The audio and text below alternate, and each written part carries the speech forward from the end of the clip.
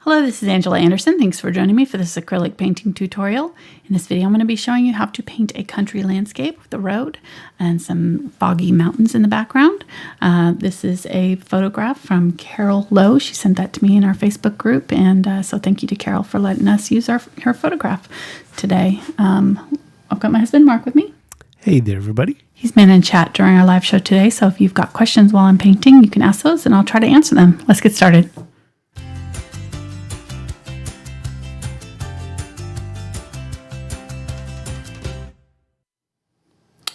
Alrighty, so I'm using a 9 by 12 inch canvas panel. This is the Fredrix Belgian linen canvas board. We really like these because they've got a nice hard core inside so they don't warp at all. And they're easy to store, so I need that. All right, our brushes are going to be, I've got some new brushes just got from Princeton. Really excited about trying them out. They're the Umbria line. They are kind of a cross between the Velvet Touch, so they're the shorter handles.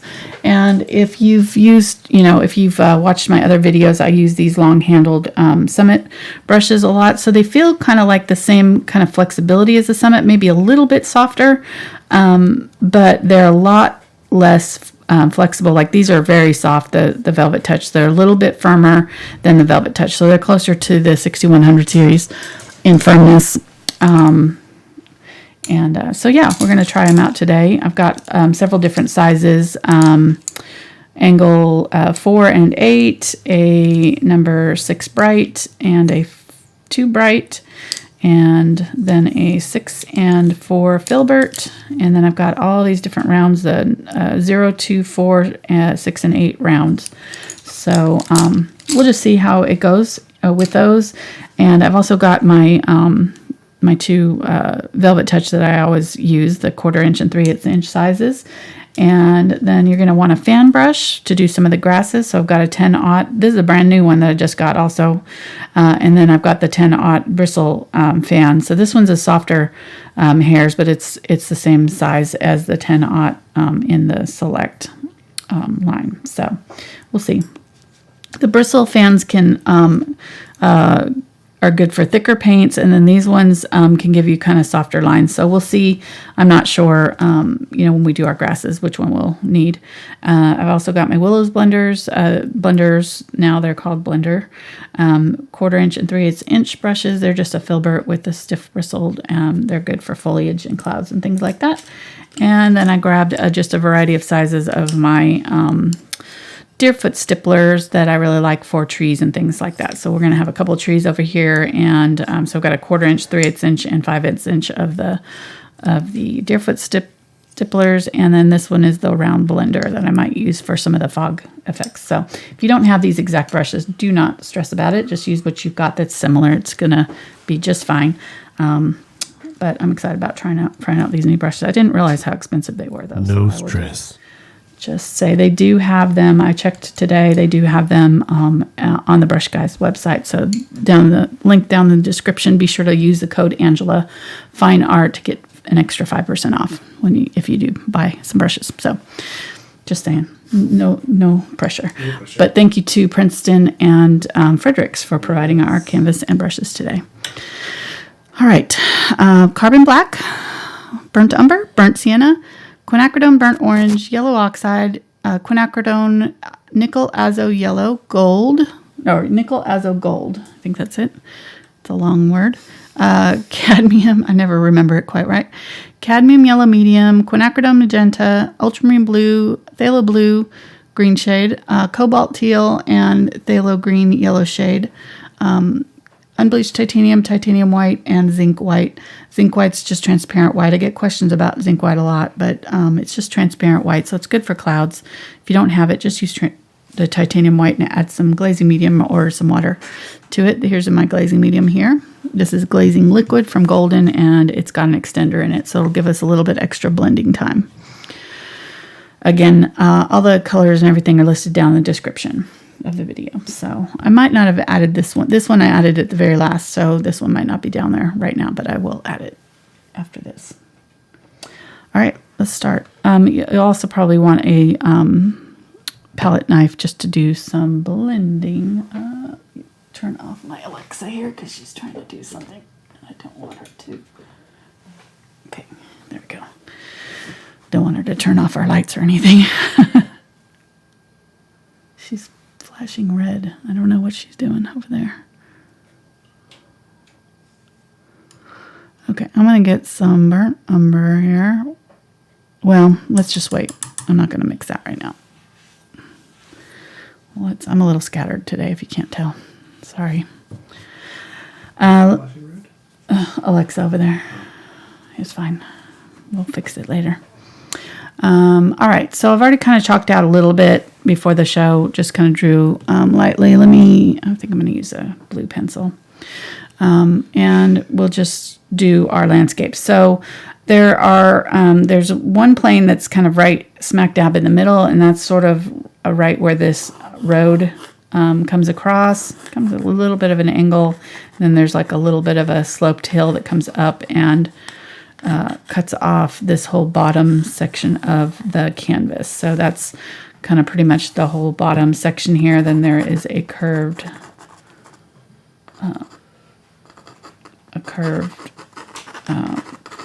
ditch really by the road here, and kind of a little indentation right, kind of almost right in the middle, maybe a little bit higher than middle here. And then will you turn off the speakers? They're popping at me. I can hear them. Mark, can you turn off the speakers? They're popping, making noises. Okay. Thanks. Just turn the sound down on them. Thanks. All right, and then this road is going to curve. I know it's hard to see with all my scribblings here. Sorry. This road is going to curve just a little bit in, and then do this long kind of S. And then right here at the bottom third or so, it's going to curve in like this.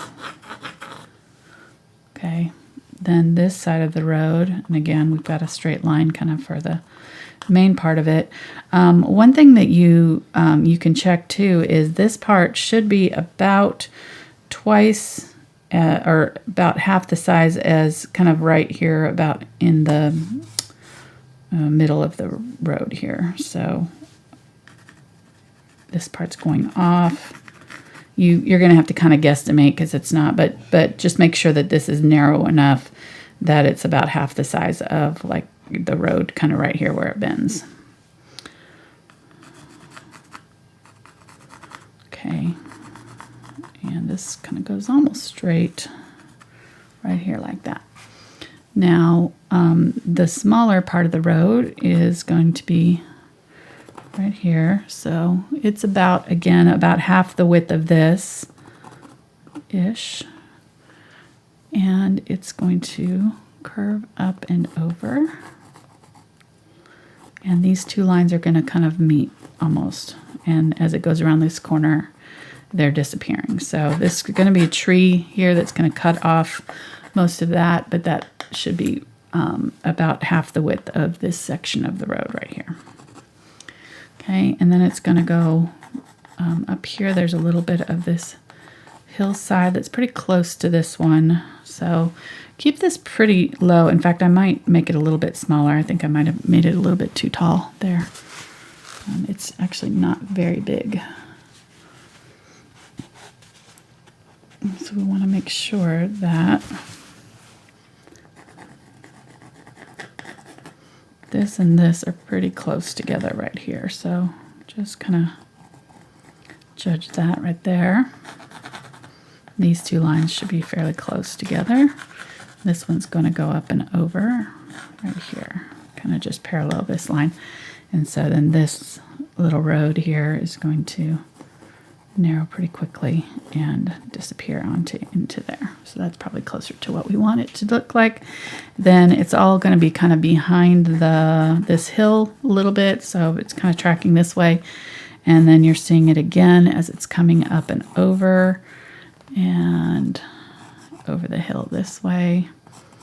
And it looks wider than it is because there's a lot of shadow through here in this ditch and everything. So you're kind of seeing the shadows then right there. But then this is going to be actually it's almost down to here. It's like real close. I don't know. I didn't put this far enough over. I'm realizing. Because this road right here comes up and out this way. And this is actually kind of closer out here. So I'm going to draw this again. Move it over just a little bit more. I'm using watercolor pencil so I can erase it really easily. You can see how easily it can erase. It leaves a little bit of blue. Whoops, got a little bit of paint there. That's okay. We're going to be painting over all of this, so it's not going to really matter. Although, if you're doing it... I have to say, oh, look at I'm getting it all over my hands because I've got brown. Sorry. Why are you laughing at me? Mark's like, oh, look at my hand. Okay. That's pretty bad. I'm making a mess. This is nothing new. Welcome to the show. If you're new, you're like, what are we watching? Hope you stick around. I swear it'll get better. We do know what we're doing, sort of. But since this is live, you're getting to see the real deal here. Hashtag paint life.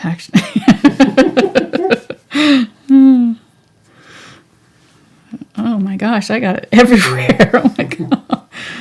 Wow. Okay, there we go. Let's try that again. Okay. So here we go. We've got our hill. We get this one coming in here low and going like that. And then this little road here is right in here. And it's pretty steep curve there. And then it's narrowing here as it's flattening out. What's happening is that road, you're seeing kind of the road this way. But then as it's coming around that corner, you're seeing it kind of from the side because this is pretty much kind of almost our eye level here. So this part is kind of disappearing because this hill is kind of in the way, and that road's probably tilting a little bit away from us. So that's about what we want it to look like there. And there's a little tree or something small here. And... there's a fence here and stuff, but I'm not going to worry about that. I'm just going to kind of mark where this ditch is here, and it's actually kind of farther up right there. I've got a mailbox in here somewhere, but we'll draw that later. And then more ditch here kind of coming around and coming off this side of the canvas there. And yeah, I think I got that. You want this road here to be right on the third, so I might bring it out just a little bit more. This should come out to about the third mark here, this part of the road. Okay, and then this one should be about the third. Well, actually a little bit higher than the third. So this one is I didn't make wide enough. Here it comes out wider right there. Okay, and there's a little bush right here, tree. We're not going to draw any of this in yet, though, because it's all going to get painted over right now. So let's keep on going back here. So then we're going to have this hill that comes up right here. And I think this is Virginia. Carol said this was taken near her home in Virginia. So beautiful area. I think it's the Blue... is it Blue Ridge Mountains out there? Is that right? Sure. I think. Appalachia. Can we pretend like she's from West Virginia? I don't know. My brother just moved to West Because Virginia. then we can sing that song. Country road. No. Oh, what? Country road. Oh, take me home. Sing along, everybody. I'm in West Virginia. Mountain mama. Am I your mountain mama? Hello. Okay. Sorry, guys. So almost right up next to the top there, we're going to start this mountain. It's going to come up like that. It's going to wiggle a little bit here and then come down and flatten out. little bit, and then right below it, there's another little mountain, and this kind of makes a V right here and here for this fog to kind of live in this little valley right in here. So there's going to be fog, fog, fog all through here. There's a little tiny something picking out right here out of the fog. And then this mountain is going to come up here, and this is just off center. So here's our center mark. So just off center is this. This is actually a horizon line way back here. We're going to do like that and do another one and do another one, and then it keeps on going up, and then it goes behind this big old tree that's going to be right here. The tree's going to start here, and it's going to take up this whole space right here. Okay. I feel like there needs to be something on this side to kind of anchor. Everything's kind of flowing off this way. So if you want to, we can add a tree here. I thought maybe something here, or I don't know, even if we just do kind of a small bush or something, it needs something over here to kind of anchor it. I feel like, I don't know, maybe not, but that's just my thought. Okay, let's get to painting. So there's our drawing. It's kind of messy, but you get the idea. Hopefully. I got the idea. You got the idea? Okay, good. And yeah, all right, that'll work. Let's do it. She's studying. She's choosing her weapon. I think I'm going to use the flat brush here. I'm going to go with the 6 bright here. Number 6 bright Is the winner. on the number 1 hole. And it goes for the number 6 bright.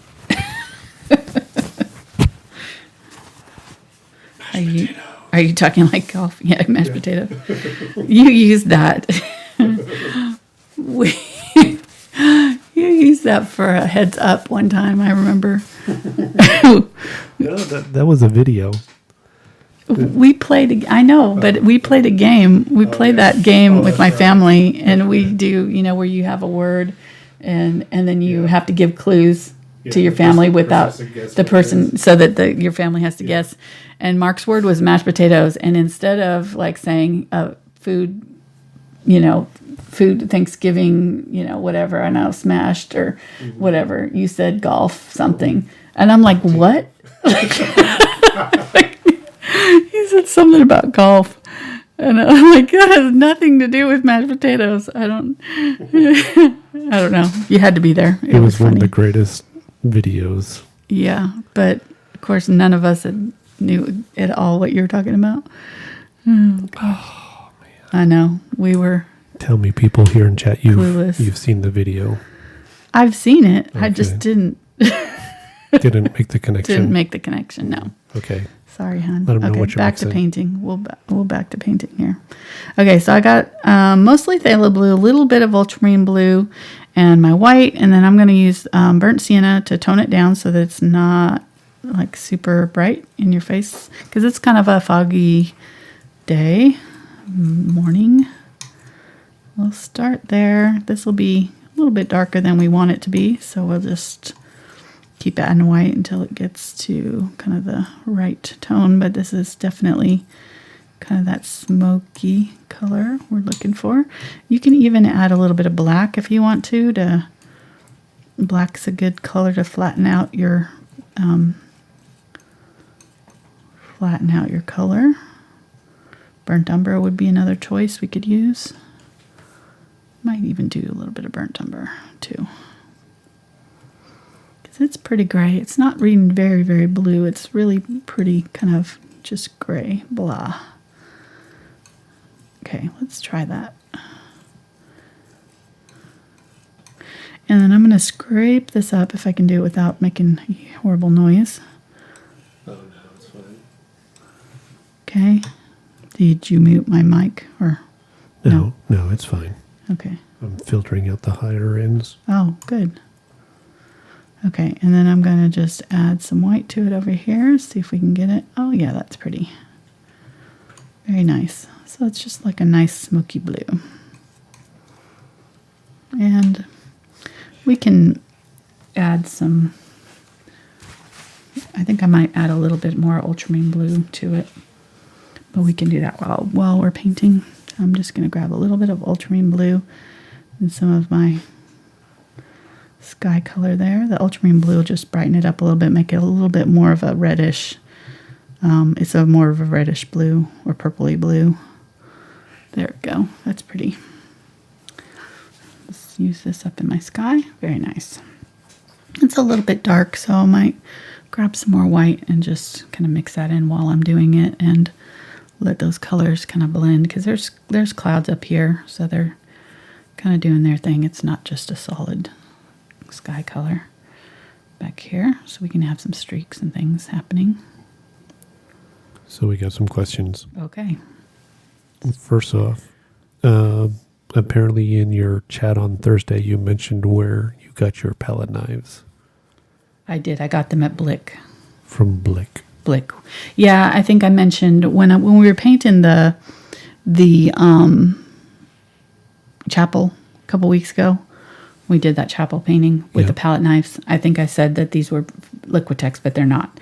The blue handled ones are from Blick, and I got a new set that. Oh, let me see if I can get them out. They're all small. They're the small tips. So there's 6 of them. I think they were kind of pricey, but definitely worth it. The reason I like these ones versus some of the other ones that I've gotten is because they're flexible, and the flexible ones make it easier to offload your paint on a palette, because when they're firm, you can't like smush the paint off. They just kind of scratch. So I like them. That's why I got them, because I wanted a flexible small knife for blending paint colors, because the other one that I was blending with was huge. It was like kind of overkill, and I'm not blending that much paint, so I just need something small that I could kind of fit easily. So they can go to your website, go to the FAQs. Yes. And find the link to the Blick. Yes. Yeah, because if you want to support our channel, if not, you can go straight. But if you use the link from our FAQ page, it'll help support our channel. Our channel gets a little tiny small No extra percentage. cost to you. Right, no extra cost. It's the same price. It's just a way to help support our channel. And then you have some kind of a fancy looking water thing over there now too. Yeah, I did. I did get a new water thing. We traded in the old plastic jug. Yeah, well, I've used pickle jars and plastic jugs and Cool Whip tubs and all kinds of different ones for years, and just thought, let me just try and see if I like having the metal one, because it's got this little thing in the bottom that raises up out of the water, so you're not cleaning your brush out in the paint particulates that are at the bottom of the jar. So it's raised up in the holes. I guess help kind of keep it clean too. I don't know. Help clean the. I've only used it once before, so I still am deciding if I like it. But so far, I like it. So, but I did put it in my Amazon cart in case anybody, because I figured people would want to know what it was. So. Because you're smart like that. And it is, the link's down in the description too. That my website is thankfulart.com. I don't know if we mentioned that. We just said go to my website, but we didn't say what it was. So my website is thankfulart.com. So, all right, I am going to put some white up here. Just grabbing white, and while this is wet, I'm just going to kind of smush it through this paint and add some white streaks. And I'm using white down low here on the horizon line. Just find that using white on the horizon line always kind of helps push the painting back, make it look a little farther in the distance if you use kind of a white lighter color back here. So, and then the clouds on the horizon are going to be very, very small. And then the ones that come up higher, they're going to get bigger as they come higher, because these ones are closer to us, the higher up in the sky. So I'm just going to kind of do some little white streaks things in there while that paint is drying, and then just kind of let that set and not really mess with it much more. So let's go ahead and do that. And I'm going to go ahead and I I think I just didn't make this blue. Need some more ultramarine in it. Adding an ultramarine again here. Yeah, there we go. So we want to go sky color, basically, right? Plus a little bit, just a little bit darker. So I just added, I'm using this kind of middle value color here. And then as we come closer to us, we'll use the darker colors. But farther away, you're going to have, your colors are going to be really flattened out. You're going to have a lot of the blue in your mountains that are farthest away from us. It's called atmospheric perspective, but I think that's the right term. Anyhow, it means that the sky, basically the blue of the sky is interfering with what you're seeing. So you're seeing that blue through the mountains, so like a blue filter over the mountains. And it gets bluer as you get closer to the back. So, and it gets less dark. So your colors get lighter and lighter and lighter as you go away too. So that's with your sunlight hitting it this way. If your sun was behind it, these would be darker than your sky. But okay, I'm not gonna get too technical there. Just saying, let's paint this. We're going a little bit bluer than what we had. We don't get all complicated. Go a little bit darker than our sky. And if it's just about the same color or pretty close to the same color as your sky, then you'll know it'll dry a little bit darker, because acrylics will dry a little bit darker than what they go on. So we're going to go just a little bit darker here, and then we know it'll dry quite a bit darker.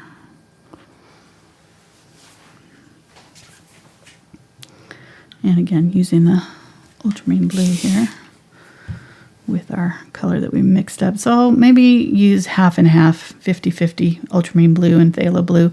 Here I use more phthalo blue to get this kind of greener color, but this one is more like 50-50 ultramarine blue. And then I'm going to get more of this sky color to do these mountains that are even, in this very far distance area here that are kind of fading away.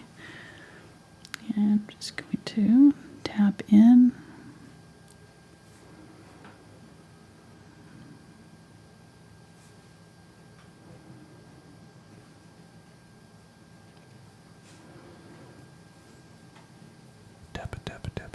Tappy. Yeah. And then get my white and go in here with my white right in here. And just kind of lighten up that transition there. And we're going to have more white that we'll be adding. In fact, I'm going to get some of my Zinc White here. Add that.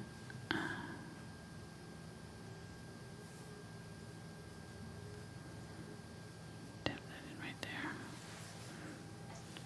You have to whisper when you do I know, it, sorry. You have to whisper when you do this. So it's a real gentle process. So. All right. Oh, whoa. Yeah, that's too much water. Mark was like, is there too much water? I was like, I think it'll be all right. No, definitely too much water. Yeah, it's okay. I'll just try not to do it so vigorously. You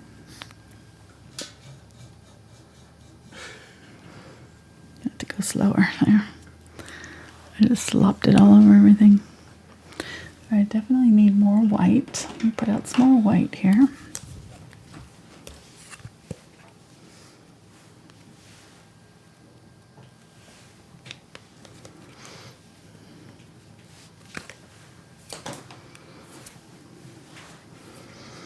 Okay, so I think I'm gonna switch to a little bit smaller brush here to do this mountain here. And this mountain is a little bit closer to us. And we're seeing a little bit of browns and things in it. So I'm gonna go ahead and get some of the Quinacridone gold here, and I'm gonna use the same blue with it. So I'm always in our background here we're always going to be adding some of that sky color to whatever we do. So, well, it'll be good. So it's kind of a turquoisey gold. Let me add a little bit of the unbleached titanium to it, or titanium white, to tone it down. And I'm seeing some oranges too, so we can maybe get some of the burnt sienna and add that. Yeah, there we go.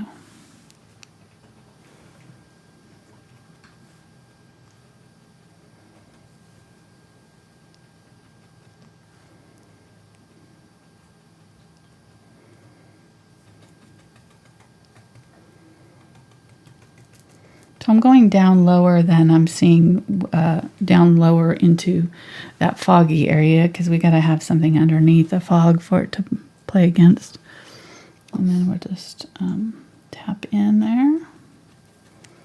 The top, trying to leave kind of a little bit of a fuzzy edge to the top area there, so looks like trees. And then all of this is really way back here. I'm not seeing much of anything, so I'm going to get some of this blue and just put it back here. All of this is going to be pretty much the covered up, but we need something back there.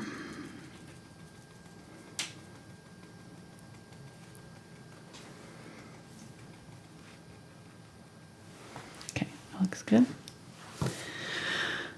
And then we can use this color.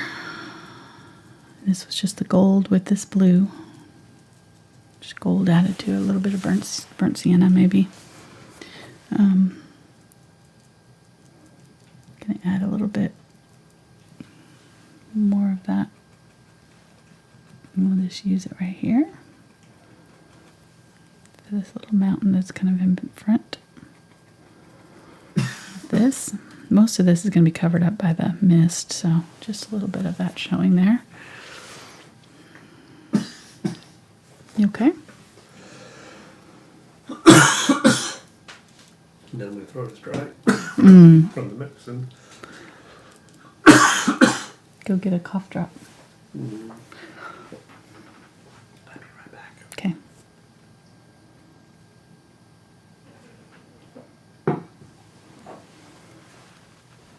Okay. Adding a little bit of burnt sienna to that. There. Looks good. Use a little bit of this in here too. I'm just gonna use what's on my brush because I'm seeing it kind of in this area too. So I'm just gonna brush what's on there. Might as well use it up, right?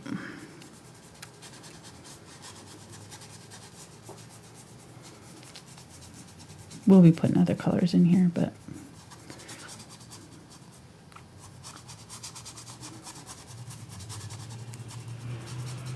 these Deerfoot stipplers you can kind of abuse a little bit more because their bristles are pretty sturdy. And they actually kind of work better, I think, the longer you've had them, the more abused they are, the better they work. So I'm going to use that color in here. I got some of that, more of the phthalo blue color here, and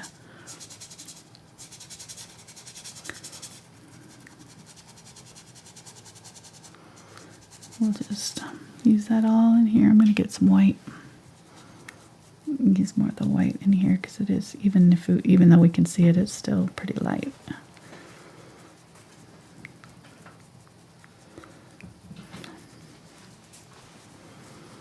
I'll smudge out that transition line there, and then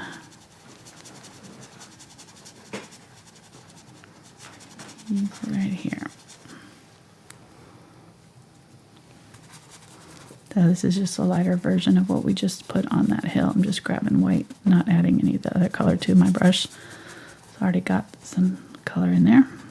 If you need to, you can add more of the green, but Somebody's asked if they don't have the gold, what could they use? yellow gold is, so if you have the Indian yellow, that's close. Azo gold, any gold color would work. Or you could add a little bit of like yellow oxide would probably work too. Yellow oxide would be a good substitute. In fact, I think I'm going to use a little bit of yellow oxide here. get some of that blue from the sky again. And just use that yellow. Oh yeah, that's pretty. Use some of that yellow.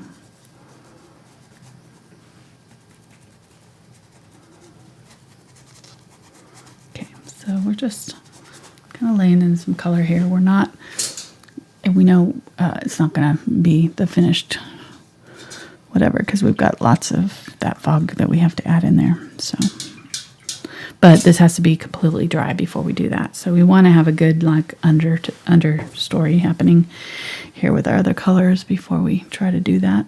I'm gonna get some more white. I'm gonna add some white up in here just so that this is closer to the tone that we want it to be when we start adding our fog.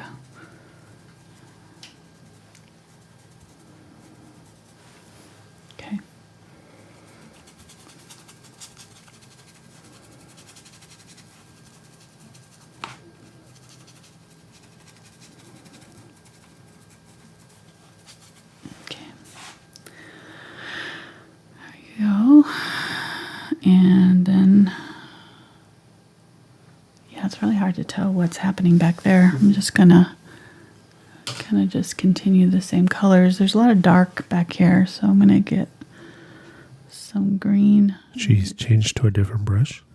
I'm going back to the number 6 bright here. And that was a 1/4 inch deerfoot that you were just using before that? Yes. Yeah. But you could also have used the 1/4 inch Will's blender or the 3/8 inch even. It would have worked fine. So these are small little sections here, so I just wanted a little bit smaller brush to help get in there.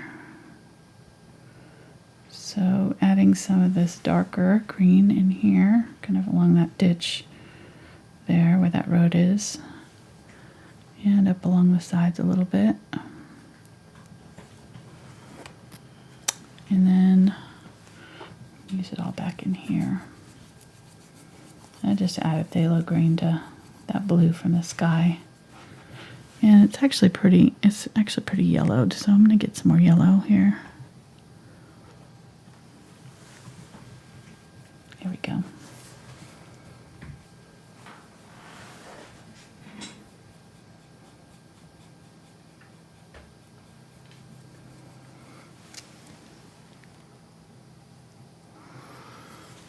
Some more white. Just gonna kind of blend out that edge there, because really there's none of this is gonna show. So but I do want it a little bit lighter because we're gonna put that darker tree on top, and I want it to show through. So I want a little bit light, like a little bit of a lighter color back here, so that when we put our tree in front of it, it bleeds through a little bit. Okay.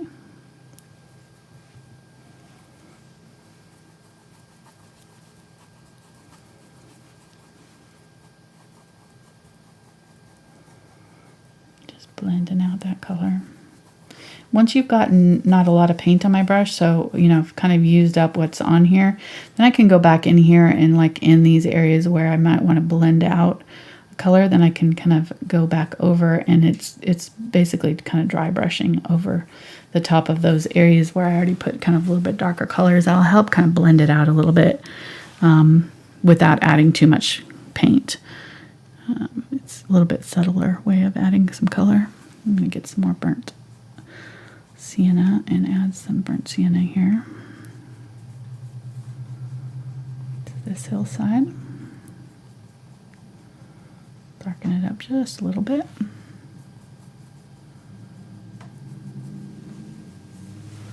Okay.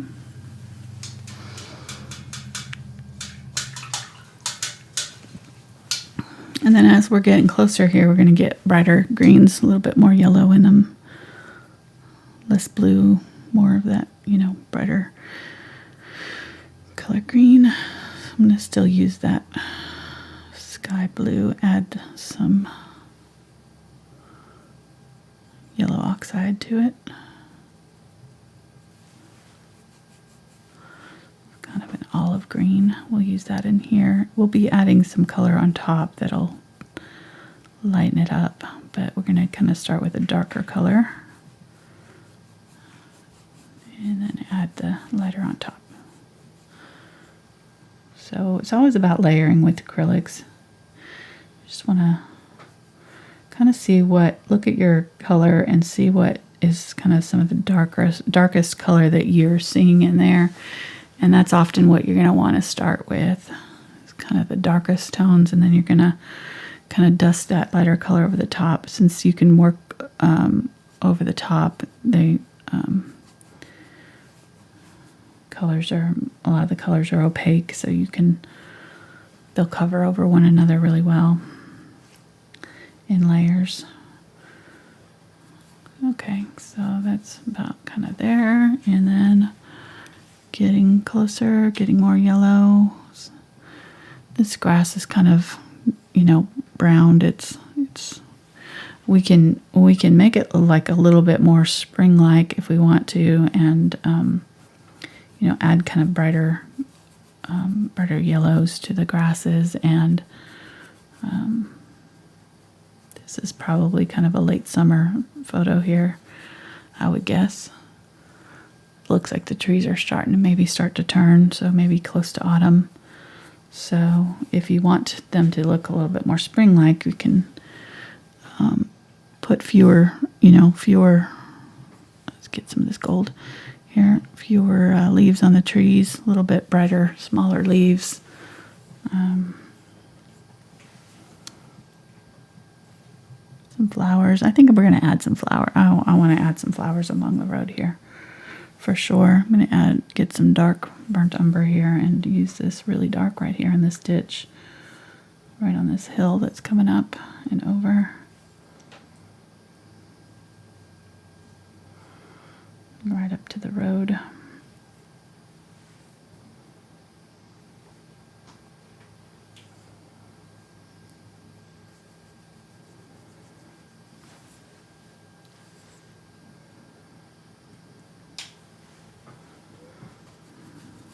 Also all through here.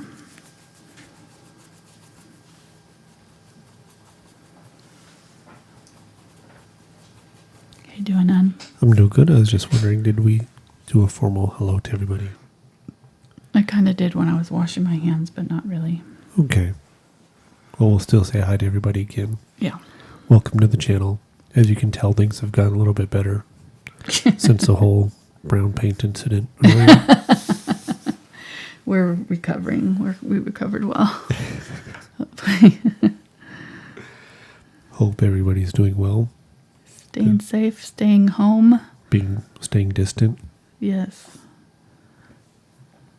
Being smart. If you have to work, wearing a mask. Mark and I had to travel yesterday, and I could not believe how many people were working and not wearing masks. And I'm like, shame on you. Mm-hmm. I was very disturbed for them and for everybody else that I know people have to work, and it's probably a pain to wear a mask, but just saying, do it. You do not. My uncle, we were on a phone call for a while. My uncle called, and he and his wife both had COVID, and they were just getting over it. It took them 4 weeks, and she spent a week in the ICU and almost didn't make it. So it is not worth it at all. True dat. Yep. All right, I'm off my soapbox now. Let's keep painting. All right, yeah, get back in your chair. The mom in me is coming out as seeing these people working without their masks on. I'm like, nope. Go back home, put it on, come back and see me. Go. You forgot something. Oh, well. They're not listening to me. Obviously not. No. But I am. Good. Yes, Mark knows better. After 33 years, I'll do it no better. After about 3 weeks of going to Lowe's in the grocery store without his mask, I finally have badgered him into wearing one. All right, so I'm not even talking about what I'm doing here. Sorry, She's talking painting. about mask. So I'm using my golds. I'm using my yellow oxide and my Quinacridone Gold. Here, adding it to my green mixture, which was my yellow oxide with my green, my phthalo green, which is kind of the main color of our grasses. It's that kind of a muted green, and the gold is just this gold. It just makes it even more dramatic. I added a little bit of burnt umber in places where I needed the darker tones to come out. This was burnt umber and burnt sienna kind of in the ditch, and this is still not dark enough. I'm going to have to add more to it. But then in the lighter areas through the middle here, it's a little bit lighter, so I'm adding the unbleached titanium right here. So just adding that and putting it in. I tend to get to talking while I'm painting, so sometimes I'm sorry I do that. I know, please don't leave me a comment. I know it's a problem. But hopefully if you're following along, what you might want to do is when I make a new mixture, you might want to take a screenshot and then just write it on your, write it on your screen there. If you're doing it on your phone like I do, and then just write in the colors that I'm using so that you can follow along if you're going to be painting along with me. And then when you do your mixes, when you mix it on your palette, try to kind of use the same general areas when you do your mixtures, and then that way you'll kind of know when I'm going back to a certain mixture, because I don't always mention what the mixture was. I'll mention the new color that I add to it, but I don't always go back and say, okay, this was ultramarine, phthalo blue, and white, and burnt sienna, and burnt umber mixture, and then now we're adding green to it or something. I don't mention what I mixed here again. So if you have, make a note of that, then you'll know what it is that I'm mixing it in with. So, because there's no way that I could do that and remember all that. I get going so fast, I don't think to go back and say it. And as always, if you're not satisfied with the video, we will gladly refund you your cost for what you pay. Oh, actually, you know what? We'll give back 3 times because we want you to be a satisfied customer. Of the free video? Yes, so okay. do the math. 3 times 0 is... Sorry. That's Mark's sarcastic side coming out there. No, I'm serious. I mean, I'll take it out of my own wallet. Because that's about what's in there. 0. Yeah. Oh, gosh. Yeah. Okay. So a little bit of lighter area here. I'm probably going to have to add a darker green here. But what happened right here, I don't know if you saw that, is I kind of blended back over this area and it lifted. You see that where the color's showing through the canvas there when I'm trying to blend over it.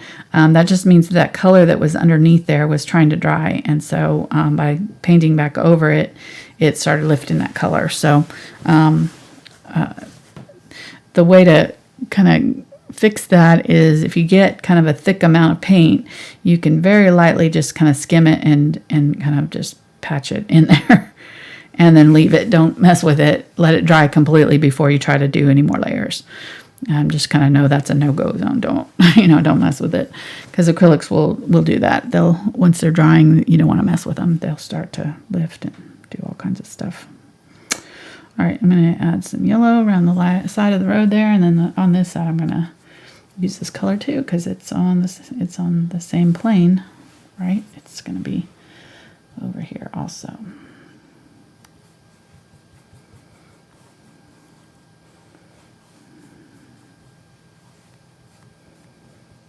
Okay, and then back here, this color is going to be the same. I did not put it across, so I'm going to get a little bit of that blue and just use that same color over here.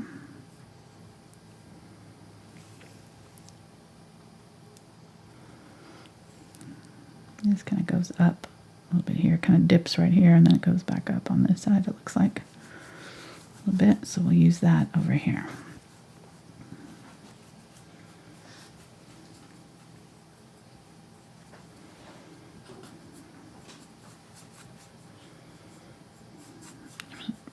worried too much about the separation between these right now. I'll add a highlight there later to make sure that we know where those are. But so far so good, right? So if we did this right, it'll start to look like, okay, we've got a lot of contrast here. We've got really, really dark and really light values here.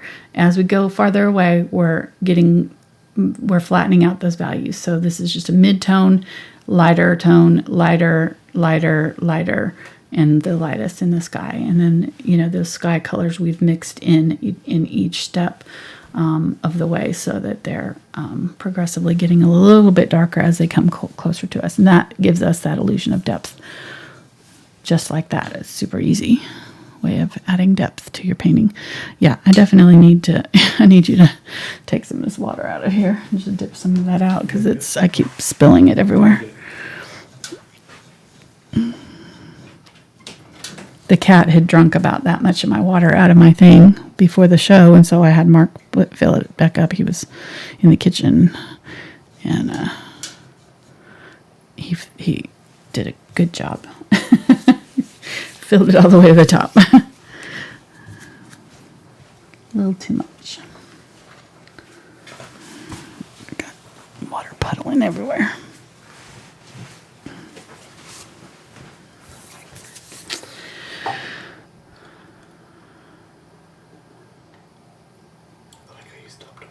Yeah, I know.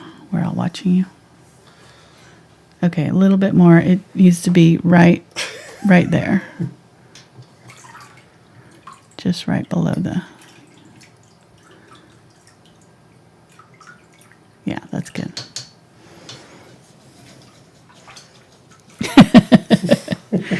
Good job, hon. Thanks. See you later. Okay. Gonna go get a drink?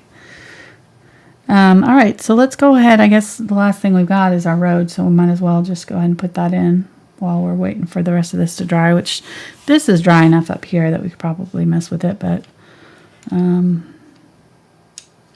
well, actually, yeah, we're going to be putting the fog in here, so we don't really want to I just realized I have this road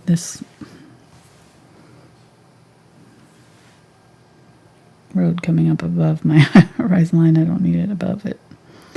Not gonna be above. Okay. Okay, so I'll put that color down there, and to blend it out, I'm just gonna I wiped my brush clean, and I'm just going to use that clean brush to kind of push that paint around so that it smooths out that color. Okay.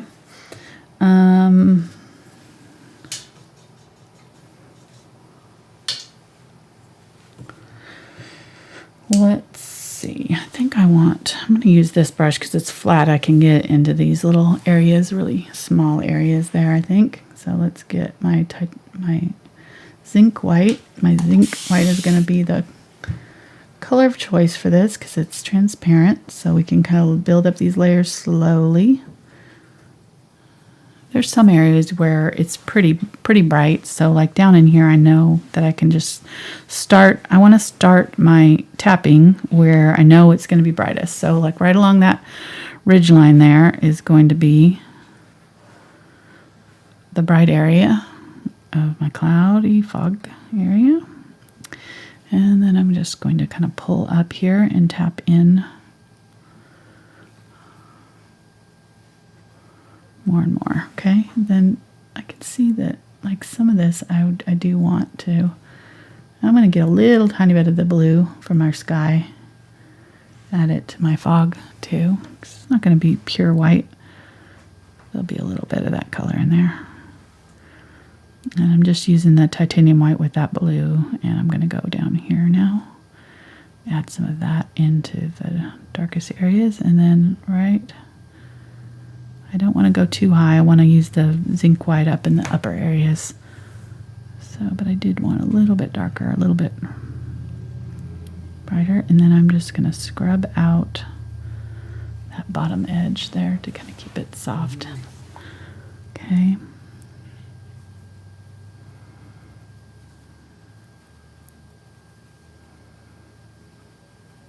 And definitely want to soften up that upper edge. I don't want any hard lines for this.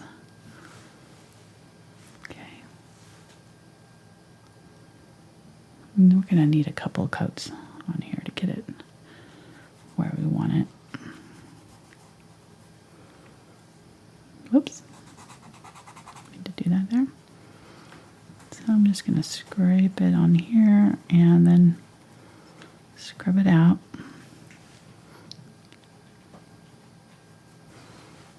Building up that hillside here.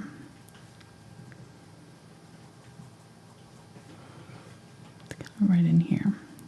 We'll be able to define this hillside a little bit better because we're going to go back over it and put my color back in. So, but I just want to keep this white area very soft and fluffy. Okay, so not using a lot of paint, doing small areas at a time. Let's do some over here.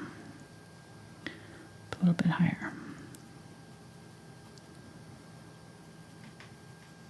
Again, putting my color down where I want it the darkest first, and then just pushing it up into the other areas.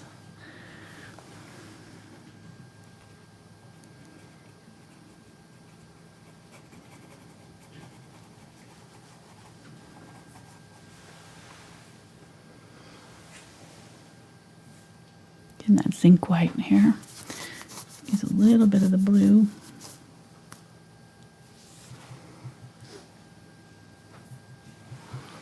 I'm seeing some of the blue over here.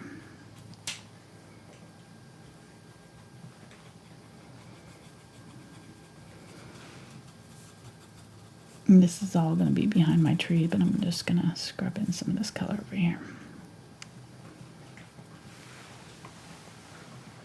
Okay.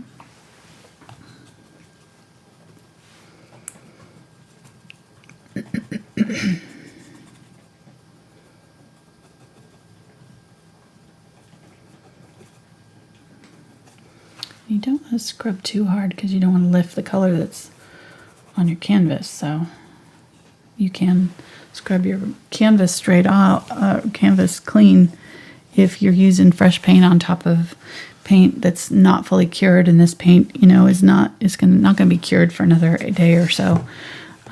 So it takes, you know, acrylic paints a couple of days or a day or so at least to kind of fully cure. The top layer will be dry and able to be, you know, painted over, but if you scrub too hard, you would just scrub that paint right off. So you can do it over here. I can show you what I'm talking about. Just get fresh paint and like right on here, I'm just gonna, you can see how it's taking that paint right off. It's hard to see because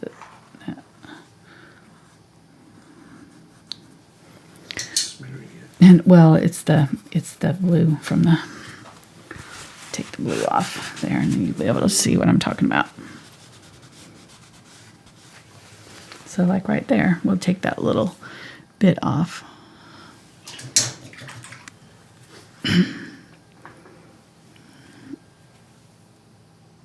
Get a big glob of fresh paint, just put it over there and then just work it.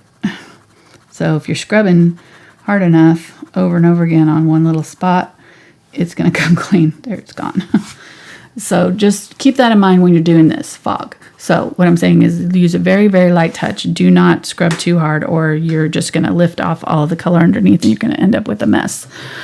You don't want that to happen. And so pay real close attention to your paint and what it's doing when you're doing these layers. And if you see that any of the color is lifting off, just stop. Don't try to put more paint down to cover it. Don't, because that's the tendency is like, oh, the paint's not sticking, let's put more paint. But if it starts to do that, the new wet paint is just going to reinforce what it's doing already. It's just going to wash, it's basically washing the paint off of your canvas. So just keep that in mind. Just be really, pay close attention to if the paint is going on or not correctly, you know. You just don't want to lift it off. That would be really bad. We want to add paint, not lift it. Okay, so here's this mountain here. Adding that fog that's kind of between these two back here. Our farthest mountain, and I'm going to add a lot of fog over the top of this where it touches the sky here. Make sure that that is really distant and indistinct right there. Good. A little bit of fog right here.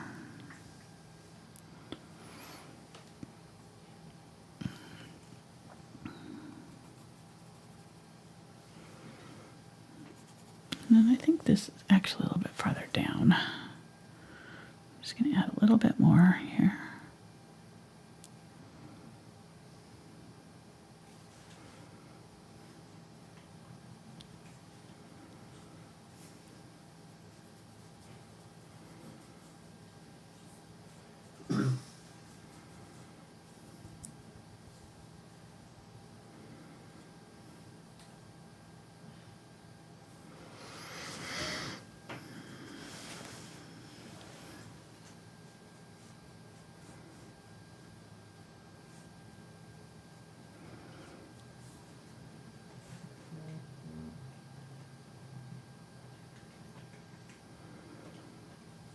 Okay.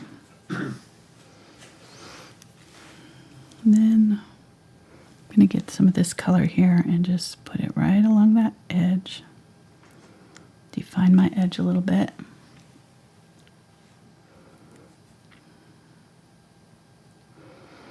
And just kind of smush it out with that fog so that they both kind of blend a little bit together. Defines this edge of the mountain though a little bit. And I'm doing it into that fresh zinc white there so that it's kind of blending with it a little bit. Get a little bit more of that blue because I have a little bit too much of the green there. I want to get a little bit more blue.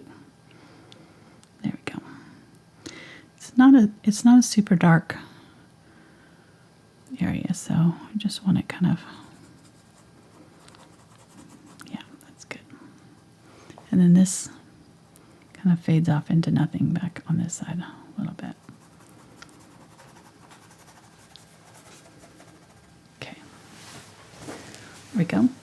And then I'm seeing a little bit of something right in here. There's some kind of mountain right here. Looks like a little, maybe even a little town or something. It's hard to tell, but like way back here.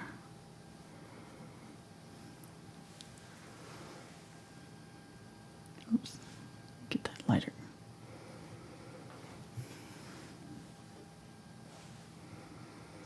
Get some of the unbleached titanium with some of this blue here. I'm just kind of putting it behind just to kind of lighten up behind it just a little bit.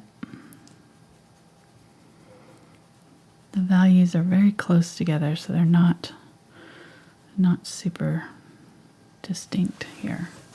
It's just barely a little tiny bit darker right there, and then a little bit lighter behind it. Okay, oops, going off the camera there. All right, this one, I feel like the top of it's right in here.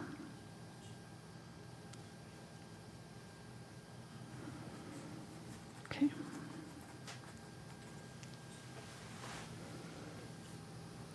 Looks good.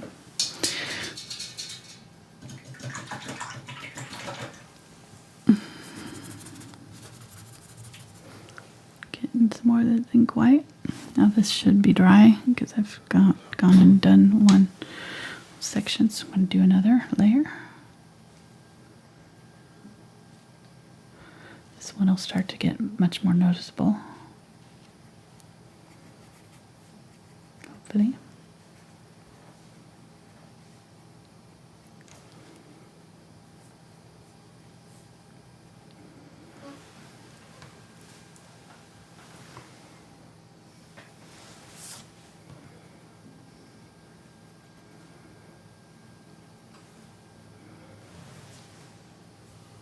I'm going a little bit thicker with my paint so that it'll lay down a little bit more. Since we got that fuzzy kind of behind it, now we can kind of lay a little bit darker, thicker paint over the top. I'm not going right up to the edge of where it's kind of fuzzed out. So the darker area is kind of like right in the middle of that fog bank.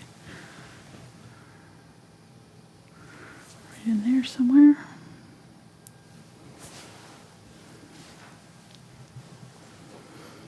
And this is going to go right in front of this.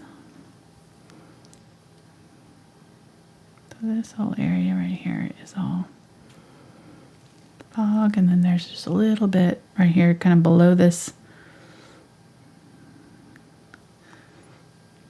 This line is just right above where the peak of this mountain is. So that goes all the way across.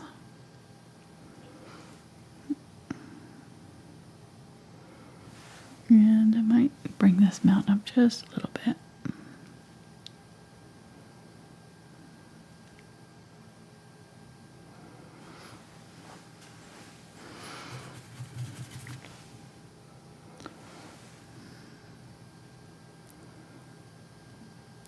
There we go.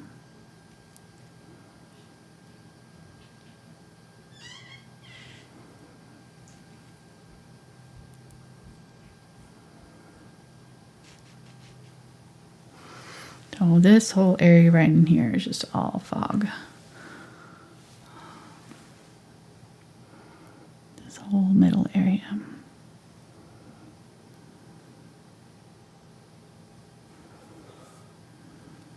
Okay.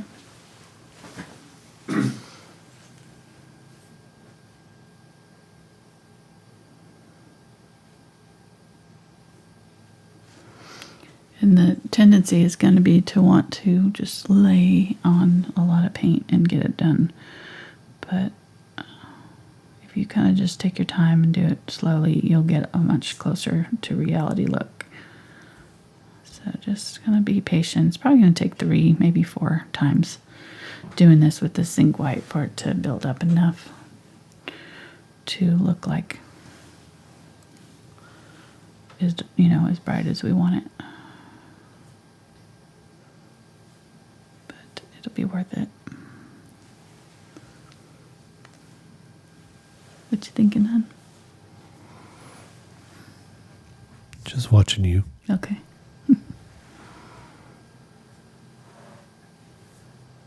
I have the advantage that I can see more than just your hand.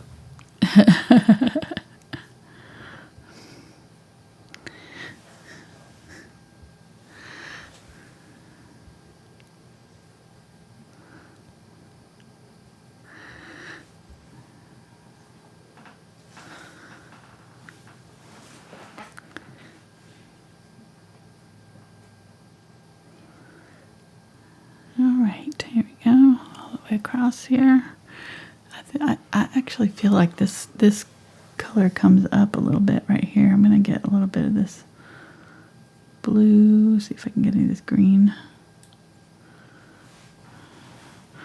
And I feel like this comes up a little bit. There's a tree that's kind of covering some of this, so but I think there's something up there. So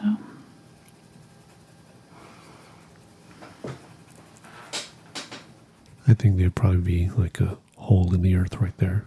So probably nothing behind that tree. Probably nothing. No. Just complete blank space. Yes, it's one of the few places on Earth. Okay, thanks, son. You're welcome. Okay, I'm going to lighten this up back here. So I'm just going to add my zinc white. I've got that blue color that we use back here, and I'm just going to go over these mountains here and give it a second coat with a little bit lighter.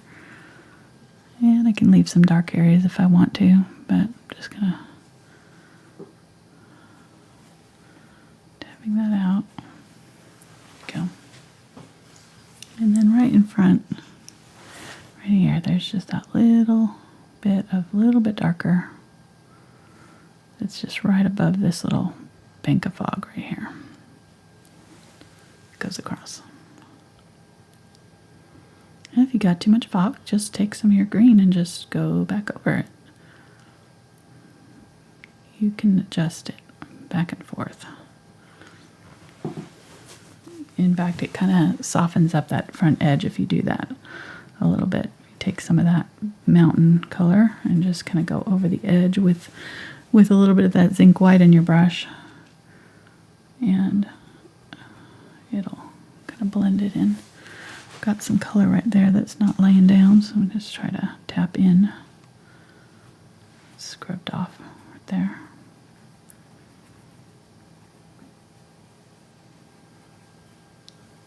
Okay, then get a little bit of it right here and just tap in like a little tree or something right there. Don't know what that is, but looks like a little tree or something right there. And I think that's pretty good. We're pretty close to the brightness. I'd probably go one more step because I can still see some of that brown right in there. So I think I want to do one more layer, but I don't want to do it right now. So let's work on our sky. I'm going to get my bigger blender here. Get a little bit of the blue. Got zinc white and titanium white kind of in equal parts. I'm just gonna add some clouds up here, and I've got my brush loaded fairly thick with paint. I'm just tapping, and then I'm gonna smudge out those upper layers. The titanium white will help keep that, or the titanium white will be, you know, kind of the opaque color, so it'll kind of help this paint cover the blue, but then the zinc white in there will help it be too much.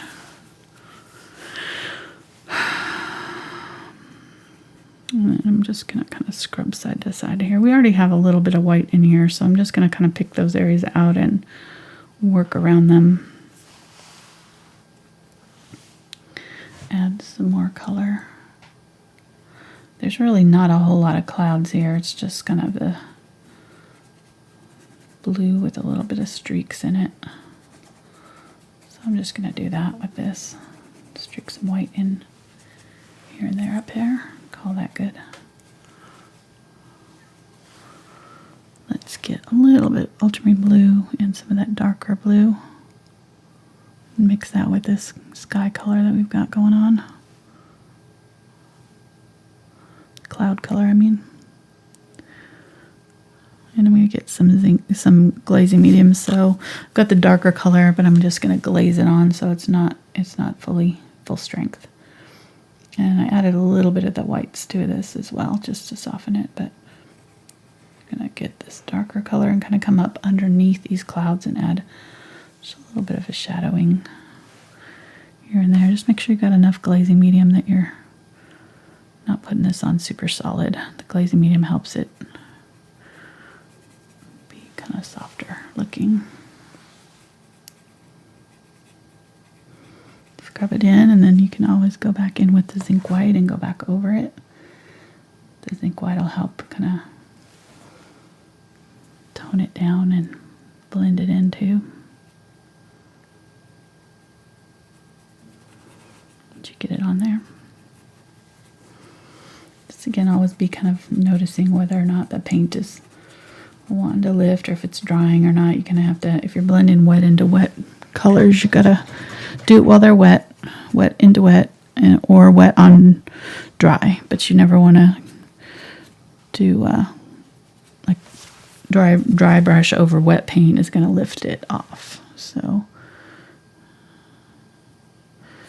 or if you paint over the drying paint, like if it's in the middle of drying, it's gonna also lift. So just make sure that both are about equal wetness.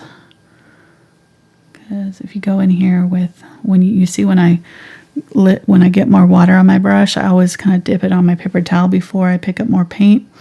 So if I went in with super wet paint at this point on top of this and try to blend it out, it would wash off, basically washing it. So just kind of think about that when you're, if you get like an area in here and you're like, oh, I got too much paint, that's what you do. You go in with some water and you just kind of wipe it off and push it around, and it'll just like here, it kind of rinsed it off, and it'll wipe it off your canvas. Especially if the paint's really thick and starting to dry, it'll definitely lift it off. But so just kind of, I think water management is important to kind of figure out with acrylics, how much water when to add water, when not to, you know, that kind of thing. So that'll just come in time. With a little bit of experience, you'll kind of figure out the amount that works best for you.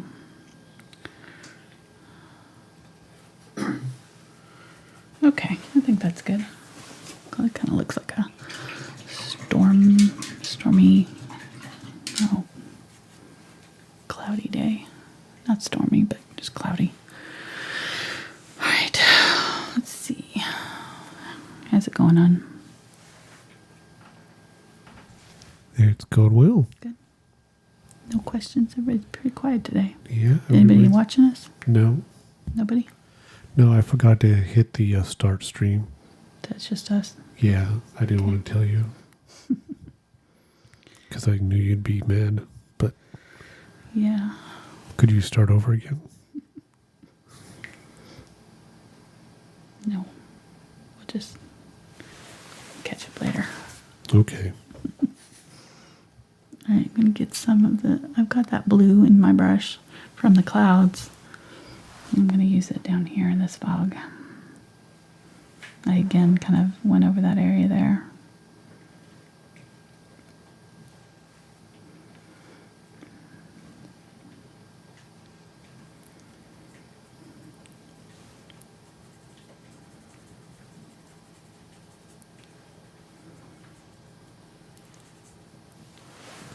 Here we go. Okay. And then there's some areas up in here where the fog is kind of coming up a little bit, kind of billowing up a little bit. You can do that in a few places. Like I see over here where it looks like it's kind of coming up over the trees a little bit, you know, like it does. So I'm gonna bring that trail a little bit thicker parts up over some of the trees there. Looks good. Okay, then we need to fog up this area down here. So I'm gonna and this area is a little bit more subtle. It's a little bit more like these kind of drifty. They're closer to us and we're not seeing it so concentrated like back here. We're seeing through it more. So I'm just going to kind of go a little bit softer with it and just kind of trail it up like this. Kind of like using my brush in a circular motion to kind of do some little small, soft, wispy stuff happening. How it rises up off the fields there. And then just make sure that the line here and here is kind of softened up.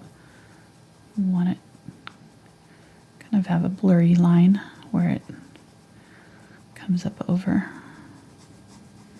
right there a little bit. And right here.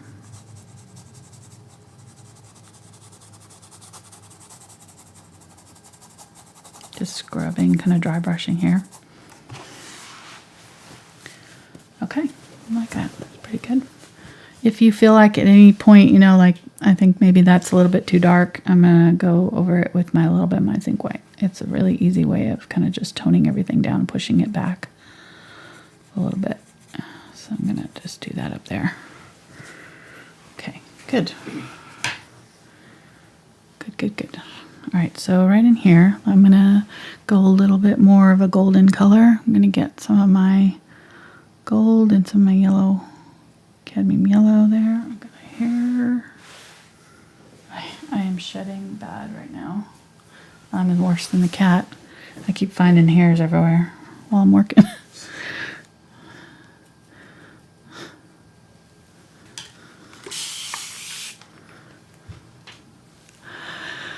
Okay. Got some of the unbleached titanium here. Use that as my base kind of tone for some of these grasses because they're so kind of golden colored. And then I'm going to use the blue from my sky again and mix a kind of golden green. Let's see if that's golden enough. Oh yeah, that's pretty. So I'm going to use that up here because this color is like a lot lighter in here, and I'm just going to scrub it on lightly. I have a lot of paint on my brush, but I'm not touching it very hard on my canvas now. I'm just going to scrape it on kind of lightly and let some of that dark show through. See how that's doing. Make sure that your zinc white is not super wet while you do this, because we just added the zinc white, so you don't want to lift any of that off. Just make sure you're doing this over dry paint.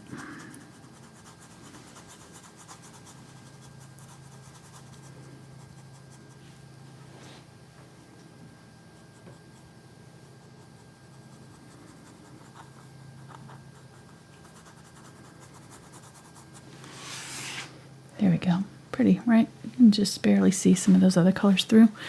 Let's do a little bit of it on this side. This side is not as yellow for some reason, but add just a little bit of it right here on this hillside.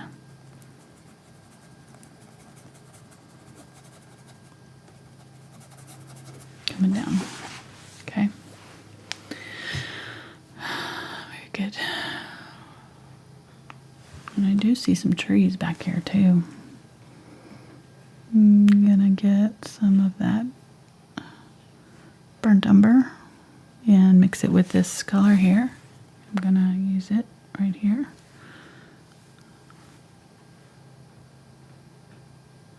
Just using the edge of my brush here and just kind of adding some trees right there, right on the top of that hill as it's coming down. The same one. The 3/8 inch Deerfoot, or the 3/8 inch Willows blender. The same one.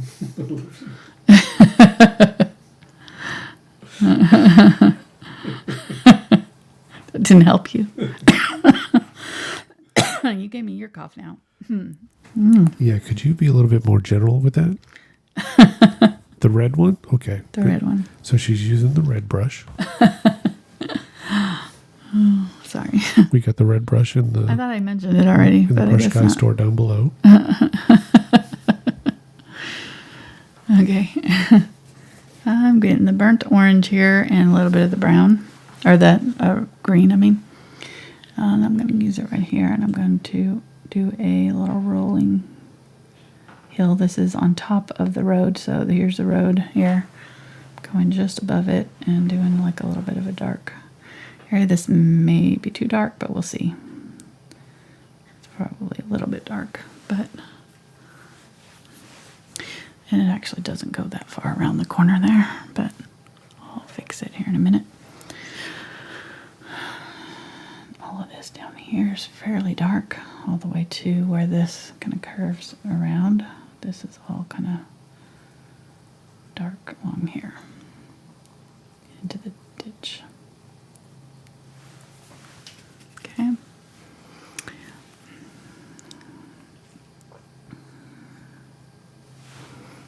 Go a little bit more light here with the same color, and just go over this with the lighter color to highlight the top of that. Tone it down a little bit.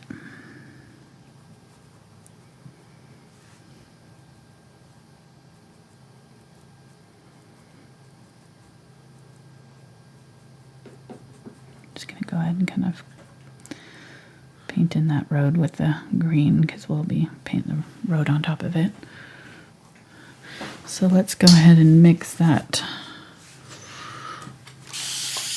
What do I do with the... Oh, I put my brush back when I put all the rest of them back. There we go. Grab that back.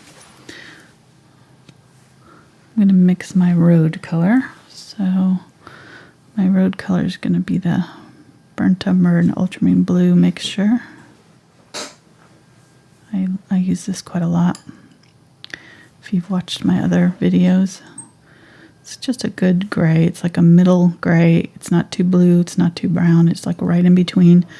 And then you can really easily tilt it to brown or blue, kind of a warmer or cooler tone gray by adding a little bit more blue or a little bit more brown, just whatever you want. So I really like this color. It's a little bit better than just black, I find.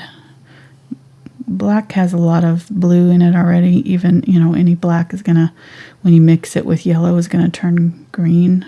So blacks tend to have a lot of blue in them. So this one's got a little bit more of a warmer brown tone to it than a regular black. And it's not quite as dark. It's a little bit lighter. So I'm going to take a little bit of it off to the side here and add some white to it. In fact, let's add the white. 50-50 here. We'll have kind of a medium gray that we can use. That's really pretty.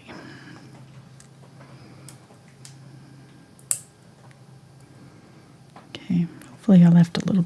Hopefully I left enough of that darker version of it. I don't know if I did. Because we are like out of paint. Well, I mean, we're not going to survive. Oh, the quarantine. Somebody made a comment. She was like, "I can't paint right now because I ran out of paint." And I'm like, "Oh my gosh, you poor thing." It's tragic. That is this. So sad.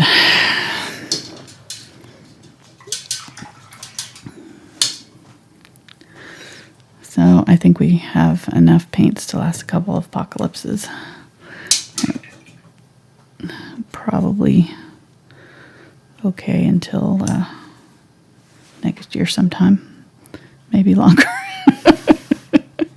Although I do, with as many videos as we do go through a lot of paint here.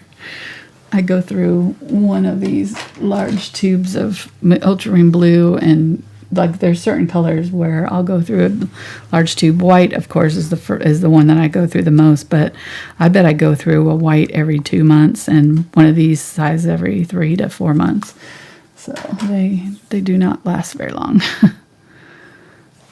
Okay, I'm going to spray that all down really good. And I'm going to try to scrape up some of this color that is, let's see if this new, I forgot I had this in. I'm going to try this and see how it works. It's doing all right. I'm just going to scrape up some of this color that is drying. Because you can't really mix over the top of the dried areas because it'll just leave little flecks of paint in your paint. You don't want to do that. You get a little.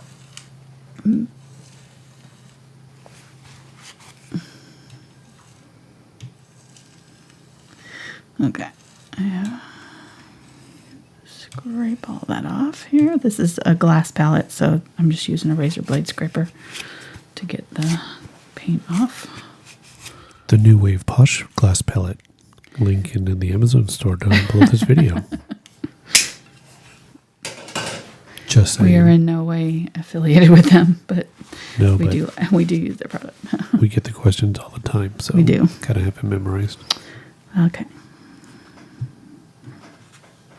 You're welcome for the free commercial there. Let's talk sponsorships. Yeah. Like, they don't have to pay for it. We're just giving it away free. All right, I'm going to put out some more white.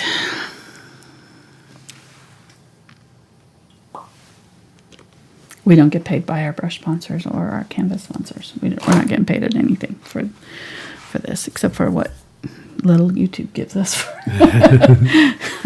I think, what is it right now? Maybe $5 for every 1,000 views or something like that.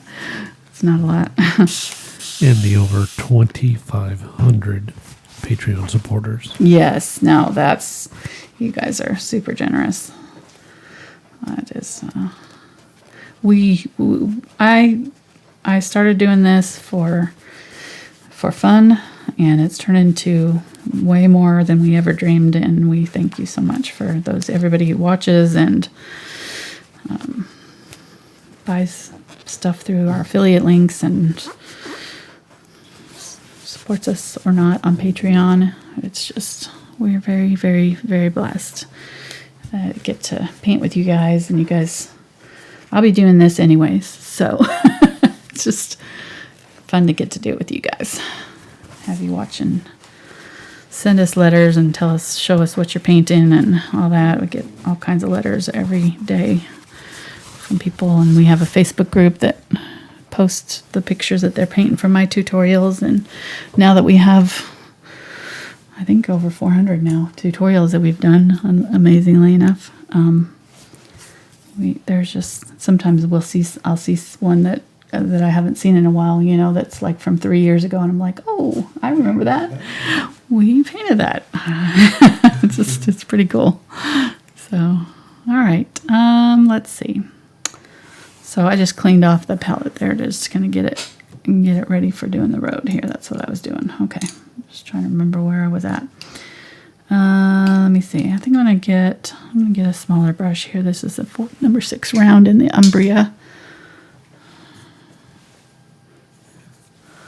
And I'm going to use the darker gray, and I'm going to use the Ultramarine Blue to make it more blue. There we go.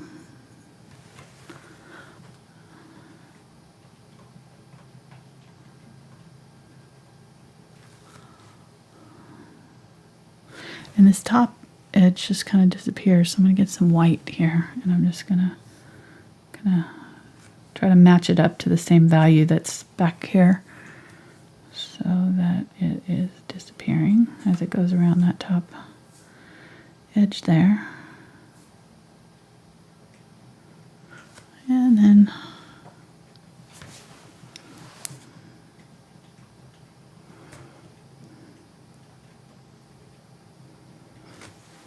I'm going to add a little bit of this color, the sky color.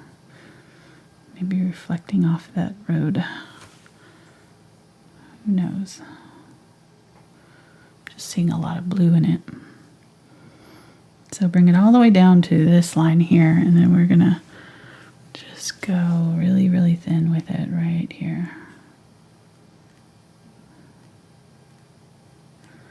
And then it widens out as it goes up and around.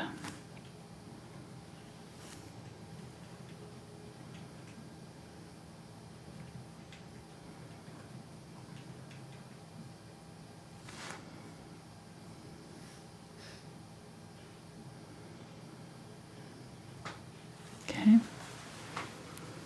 Nice. And it's got the dark around the sides. If it's not dark enough, we can add it later, but okay. And then back here, we're really not seeing a whole lot, but that road is really thin all the way through there, and then it starts to widen out right here again. Seeing it peek out.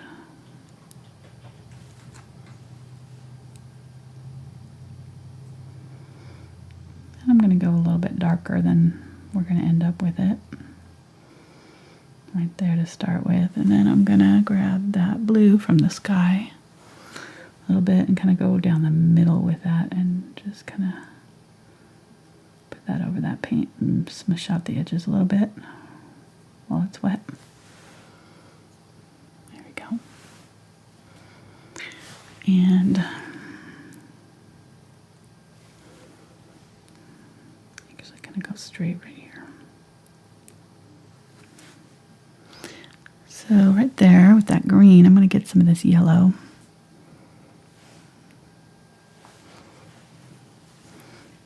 And tap it right there, right alongside the road there. This is kind of that same color that we used back here almost. Just going to kind of touch it right there. If it's not green enough, you can get a little bit of the green and add it.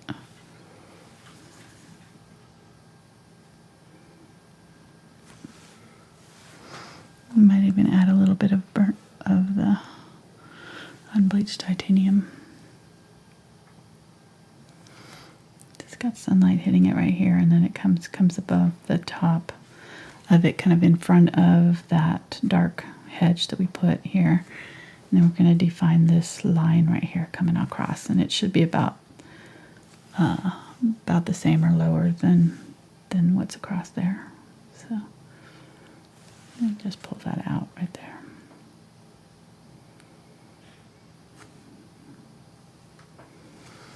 Get it there. And I probably don't have it bright enough, so I'm going to keep on adding some this unbleached titanium. A little green, maybe get a little bit of that brighter yellow. Needs to be, there we go. Needs to be fairly light bright. Show of hands, who had one? They were awesome. Our boys had them. They're still around. Oh, yeah? Yeah. We had one for a while here at the house. The boys used to play with. I'll take your word for it. You were at work at the time, probably. We're sleeping. Missed, yeah, exactly. You missed all that.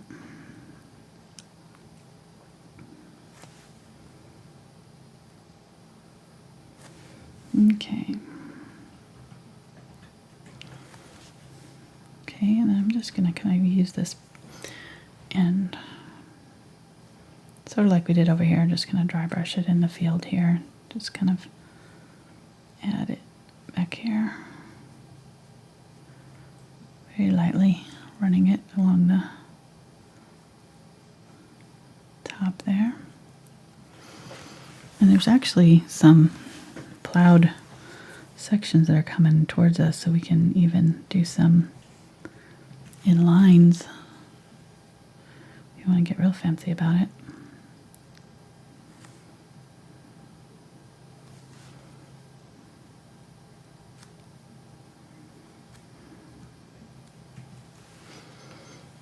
Just give a slight indication of some lines there coming up. And as they're going along the side, they're getting wider and farther apart there, but these ones back here are kind of small. Let me see, I'm going to get a little bit more of that green and yellow. If you have the color green gold, it'd probably be kind of right that this is kind of, I'm going to try a little bit of it. This is Australian yellow green, brand new color. But it's that, yeah.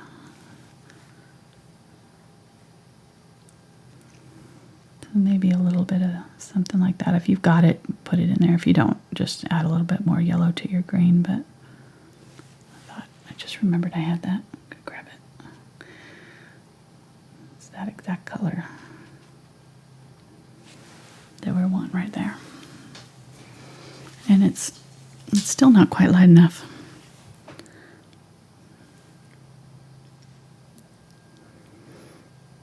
So I think this color is phthalo green with like an Indian yellow. So it'd probably be, let's see if we can mix it. I hate to put out a color and not tell you how to get it yourself. So let's see if we can get it with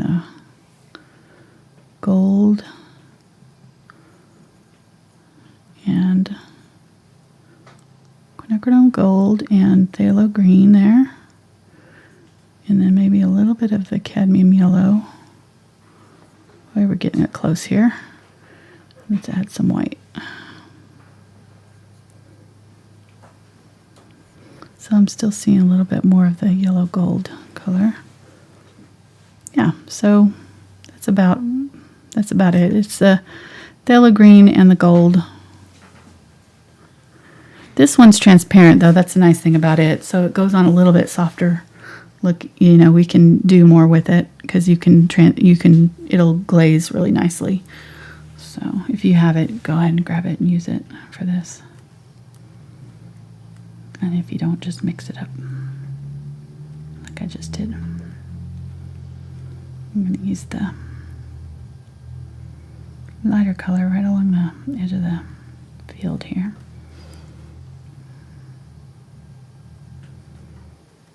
Scraping it in there. And don't worry about edge here, we're going to define that edge when we get to it. This whole section here needs to be a whole lot brighter too. We're still going to be adding more. I'm going to add a little bit of this color in here too, just a little bit.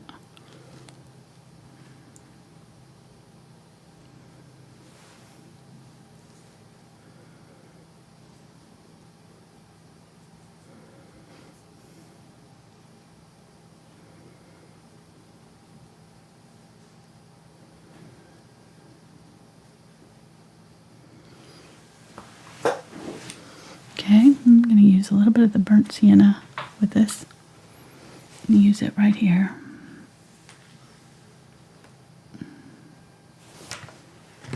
Yeah, that's what it is. Australian, it's Matisse is the brand. Australian yellow green. And then if you have the Australian sienna, it's very similar to the quinacridone azo gold that I am using too. So it's a good substitute for it. Okay. I just got a bunch of new paints. I got a bunch of the Winsor Newton colors too, because I had colors like cadmium yellow, or I'm sorry, cadmium lemon that I wanted to try. So, and I'm making my color chart still right now. So, this right here, still making this a new one of these, kind of trying to organize it a little bit better. So that it's done. I just have to add the colors to it. I've organized them on my spreadsheet. I just have to actually print it out and paint on it. So, but I'll be sharing the spreadsheet so that you can do it on your own with your own colors in my newsletter probably next week, maybe if I can get it done. If not, it'll be probably the following sometime this month. I'm not going to make any promises, but if you're part of the newsletter, you'll get it eventually. All right, I'm going to add this color. Just added the unbleached titanium to this color here, and I'm going to add it in my field right here. And I'm seeing that there's lines in this coming this way, so I'm just going to kind of scrape it and try to indicate. I'm not going to get super fancy back here. If you want to, you can kind of do that, but I'm not. This is so far away that I don't really feel like you have to go into that much detail, but if you want to, you can.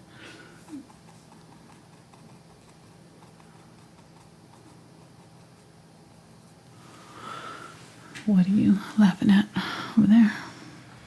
You with your very specific timeline there. Right. Next week, or maybe the week after, or eventually this month, or eventually. That's the timeline. It's a non-priority right now. So that's where it's at on my to-do list. It's a when I have time. So okay, getting the burnt orange here. I'm gonna add the unbleached titanium to it. And I'm going to use it right along here. It's just a little bit too dark there, but I'm trying to find the right brush here to get in these little spots. It's just so small. Back here, I'm going to add a little bit of that green to this color, and just there we go. Wow, I did not mean for that to go all the way up there. I'm going to pull down right here, and a little bit in here. This color to this field. This field's got a lot more reddish tones to it, so I'm going to get more of this. Quinacridone burnt orange is just a really pretty reddish brown orange. It's called orange, but I feel like it's a little closer to burnt sienna than any orange, color. It's a neutral. But look at how pretty that is. There, it kind of gives it a rosy glow. It's definitely got a really pretty rosy tone to it. Very nice. Okay. And then I went right along here with a little bit. I added just a little bit of burnt umber to that green. And it's maybe a little bit bright, or a little bit dark, but I'm going to add a little bit. I'm going to get a little bit of that bright yellow that we've been adding, and I'm just going to go right in front of this And just kind of smudge it out just a little bit and add a little bit of a highlight on that hill right there.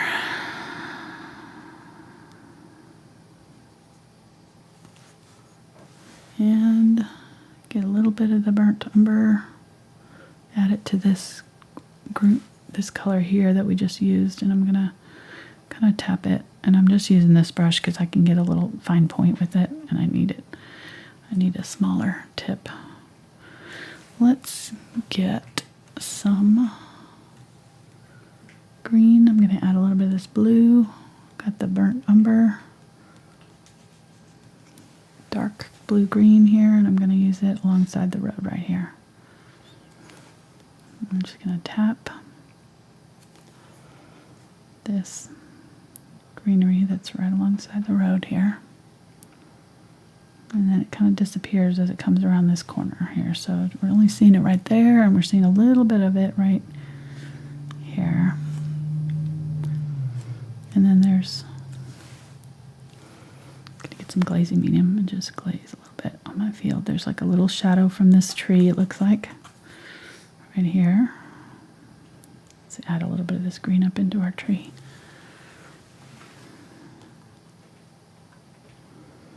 And I'm glazing under the tree and on the sides of this just to kind of blend it in a little bit.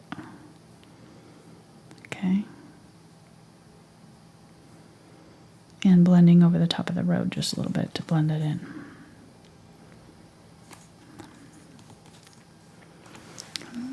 Let's get some of the lighter blue. Make sure we've got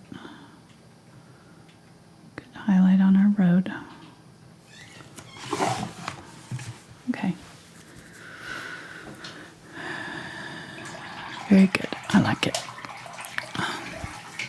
And then right here, right in here, this green or this beige orangey color, whatever color it is, I don't know, can't see.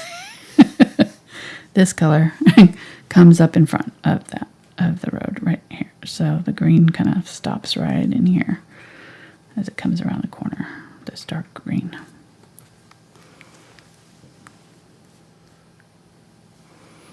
Stop somewhere right in here.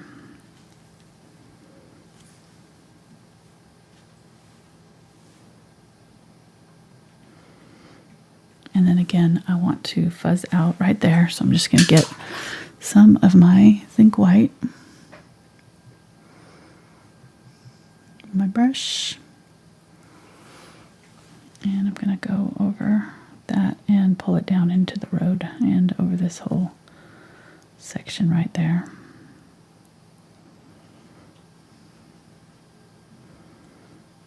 Just soften it up, push that back, go over the tree just a little bit.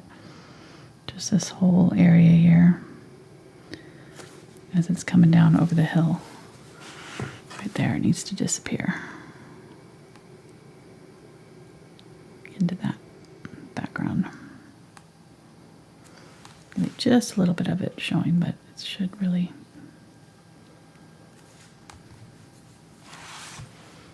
Okay. And then there is a little bit of a line up in here, so I'm going to get some of this green gold here, a little bit of the darker color, just not super dark, but just kind of a little bit lighter, a little bit darker, and put it along that ridge line there. There's like a little shadow that happens, and then if you want to, like I said, you can kind of get a little bit fancier and add some lines in our field if you want to make it look like it's mode, in lines. It won't take very many to kind of just add that kind of feel. Just a few little lines like right in there. And then make sure you have your shadow kind of across from your tree here. And the shadows kind of go along the road too. Okay. And then make sure we've got some little bit of brown here. Get some tree trunks there. Make sure our trees have. Oops. Ooh. See, that was drying right there. I just lifted that off. Darn it. I know. It's not good. Get some blue here. Okay. That paint was drying right there, and so I touched it because it had that zinc white in it. From where it was still wet. And I touched it with my finger and it just stuck to my finger. It gets sticky when it starts to dry. We did that so naturally, everybody thought it was truly an accident. They didn't realize that we had planned that out in the pre-show. Yeah, I was like, I'm going to show them what happens if you do this. Right, okay. Touch the wet paint. Right about the 2-hour mark, I'm going to show them what happens. Is it 2 hours? Oh my gosh. Okay, I got to move on here. I'm getting caught in all these details back here. So we're going for the record of 5 hours, 42 minutes to beat last week's. No, we're not going to go that long. No? Mm-hmm. Getting the green gold here. I'm going to put some of this color in my bushes right here. Tap, tap, tap. Tap a little bit of highlights right there.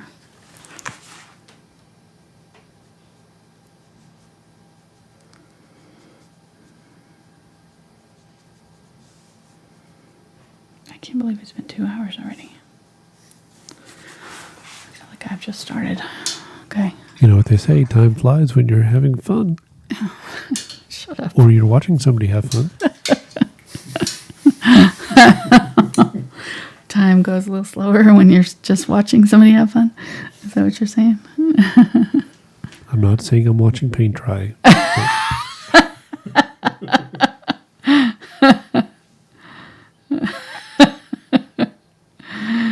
Okay. Burnt umber and the green and some of that black there that we mixed. It's not real black, but you get the idea. Okay. I'm gonna get some more green here, a little bit brighter green, and like right in here there's some brighter green on that side of the road.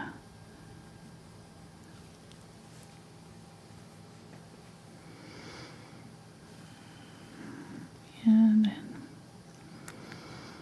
just tap in.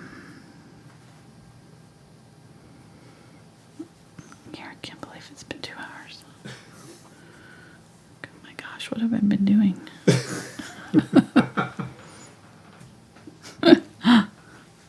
Seriously. You only have yourself to blame. I know. It's been getting all detailed and everything. Okay. Gonna go in here with some of this color. So doing the ditch right here and kind of pulling some of the color up and over.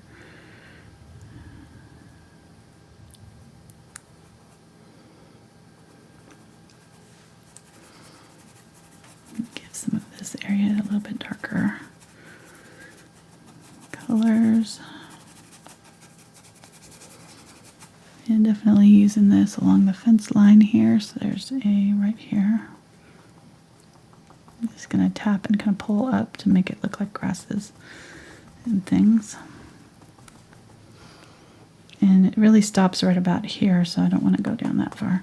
Because like right here is where we're seeing this tree happening right here. So I'm going to put some bushes and stuff right here.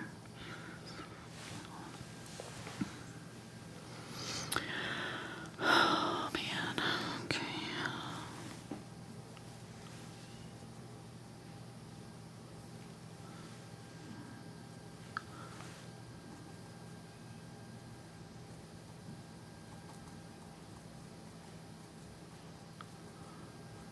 Okay, getting some of the burnt umber, burnt sienna color up here. I'm seeing some of those colors in this grass. Up here, just do it all the way up to the top here.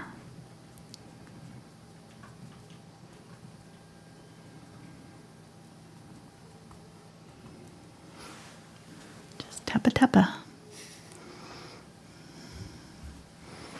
Get some unbleached titanium. Go into this green gold color we've got. I still have that red color in my brush, so Gonna tone it a little bit, go right in front of this, and putting this bright color right in front of that dark is gonna really push that back. It's gonna give it some depth immediately, right there. I'm just gonna tap some layers into our grass in here. So I'm gonna get some of the green gold, add a little bit of this brighter green. This one over here was just the green with a little bit of this darker brown that we mixed. So I'm just gonna do some different greens. It doesn't really matter the colors, but just kind of layering them. A little bit dark, a little bit lighter, back and forth, just all these different greens. And I'm going to kind of put them in these longer kind of layers here. Let's get some of this burnt orange and add some of that. We got a paint question. Okay. Somebody would like to know the difference between burnt umber and raw umber. Raw umber is more of it's kind of closer to black. It's more of a dull brown. Burnt umber is a lot warmer. It's like a raw umber is more gray. More of a gray brown. I can show you the difference here. Raw umber, burnt umber. See how the burnt umber is more of a reddish, warm tone. The raw umber. It depends on the kind too, because some raw umbers are darker than others. So this is another raw umber in a different colors, and it's much more gray. So, but it's a good substitute though if you don't have burnt umber. You can use it. It will work. I just tend to like burnt umber because it's got a really pretty warm brownish, kind of almost reddish undertone. Okay, and then we're going to have a lot of colors right in here that are going to come up even higher. But let's get some of this down here. I didn't get any of this filled in. Get this gray that we mix, get some burnt umber in my green.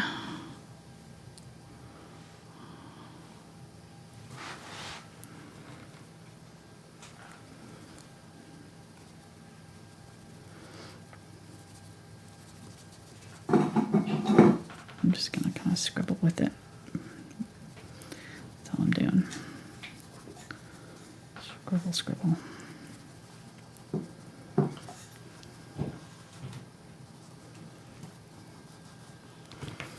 Oh man, this color over here, there's all kinds of stuff going on over here too. I haven't even gotten to yet. I'm going to add this darker green over here.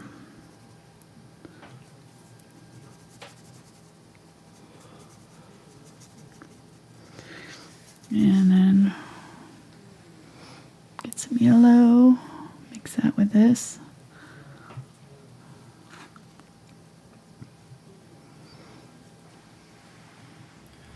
Somebody's asked if they put a glaze with any color, does it make it transparent? It'll help. It helps if the color that you're using is a transparent color. Your glaze will be really much more vivid. So using a glaze with an opaque color is going to dull it just a little bit. But yes, you can. It'll make any color more transparent. Yes, it'll be more transparent if you even start with a transparent color. So phthalos are transparent. Quinacridones are transparent. Cadmiums are not. Cadmiums don't make great glazes. But I still use them for it sometimes. So.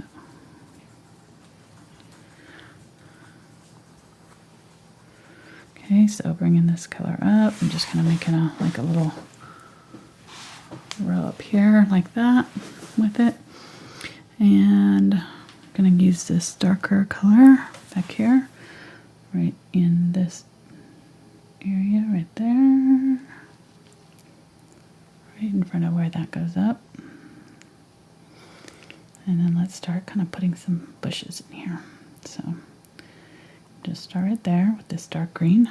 Kind of put a bush. Keep it small. Gonna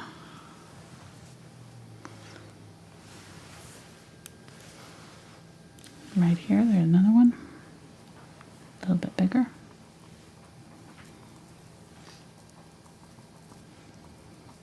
I'm not going to define any of this. I'm just going to kind of let it be whatever it wants to be back there. Get a little bit of this burnt orange and just kind of do some little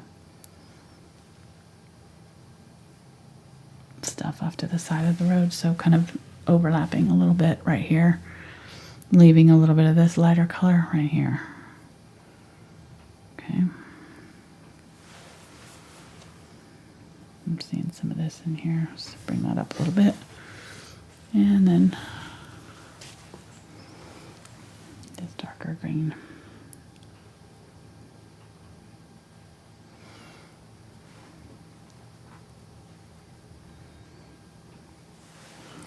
There is a building of some sort back here, looks like. Just going to put the suggestion of it. I'm not going to try to define it. We got another paint question. Okay. They said that you use phthalo green yellow shade. Mm-hmm. Is the blue shade an appropriate substitute, or do you recommend something else? Sure. Yeah, you could use the blue shade. It's just the yellow shade's got a little bit more yellow in it, so just use a little bit of more yellow when you're doing your mixes with the green shade or the blue shade. It's not that different. I'll put it out. It's just a little bit closer to like a phthalo blue. So you could add even a little bit of phthalo blue to your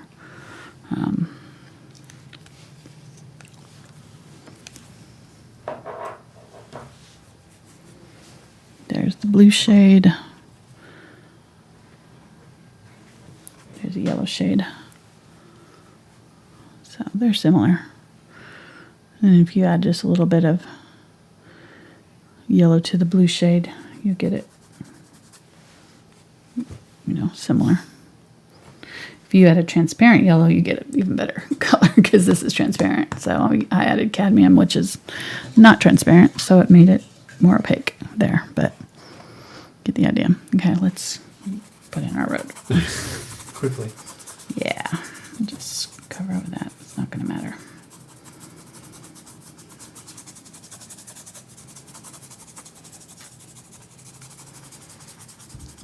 So while she does that, we'll mention Patreon.com Oh, yeah. /Angela Fine Art. We talked about it a little bit earlier, but over there's traceables available and more videos and all kinds of fun stuff. Yeah. Check it out. Yeah, if you want more videos than what we do here on YouTube. And we do longer videos with them. We do the more detailed, advanced videos with our patrons. Things that we just don't want to try to tackle in, we try to keep our YouTube videos closer to 2 to 3 hours, which this one's already 2, so. What about last week? Last week was an anomaly. Last week was a freak of nature. It took a lot longer than I expected. Yes. But the rose looked incredible. Thank you. It did turn out good. And we took Tuesday night off. So sorry about that. I know we will be doing the elephant. We'll just be doing it in May. So.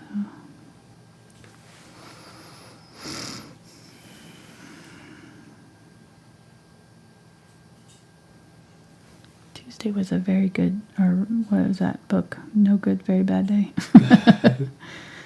That was my Tuesday. Last week.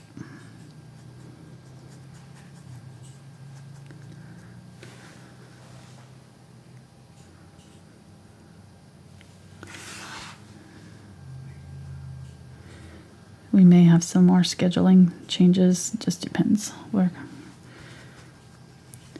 having a little bit of some family things going on, so gonna have to be flexible with our schedule a little bit more than normal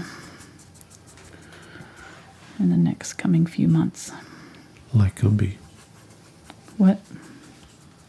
Flexible like Gumby. Like Gumby, exactly.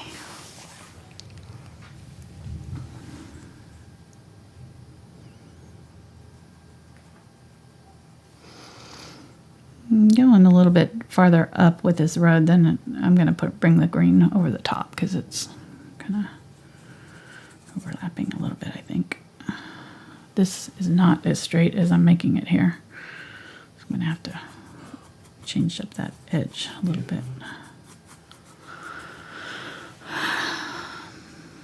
Bring that lighter gray here and sweep it. It's kind of sweeps around a little bit. It's got a little bit of a movement to it, so I'm going to kind of add some of that in there. Kind of some swooping.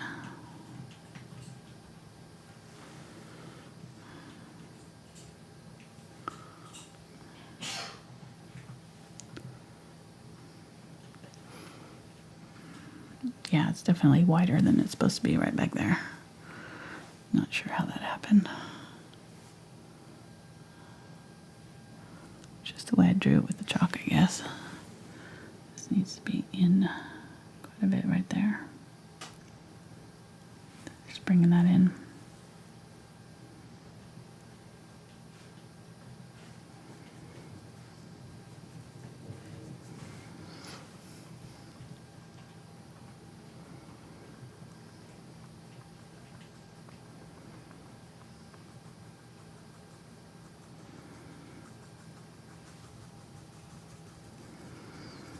I'm just trying to put some lighter green right along that edge there. We'll be adding other colors to it too. I'm just going to use what I've got in my brush here over there.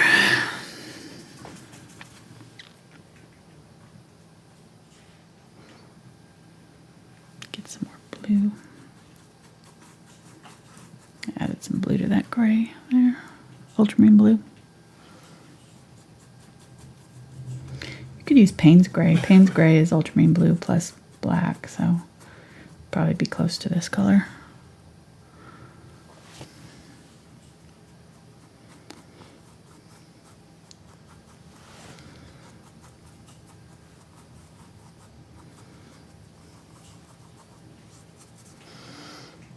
I'm gonna just mix up these two together, get kind of a medium version. Right here, just blend those out.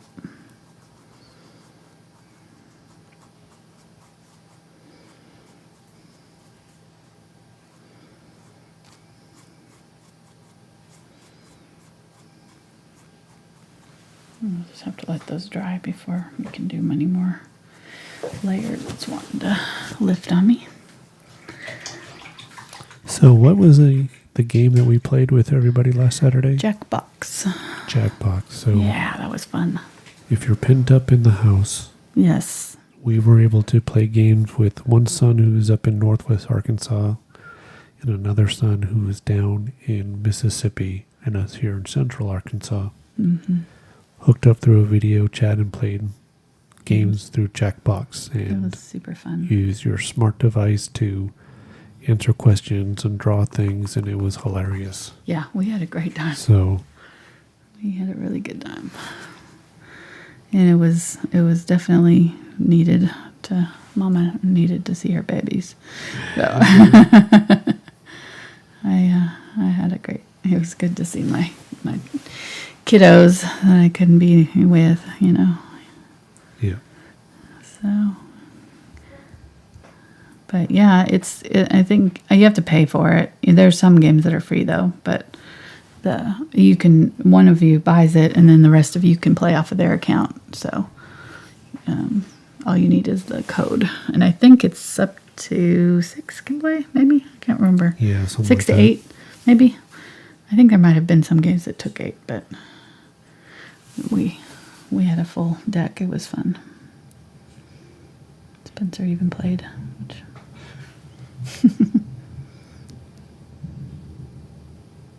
Sounds like we're going to get rain. Is that thunder? Tut tut, sounds like rain.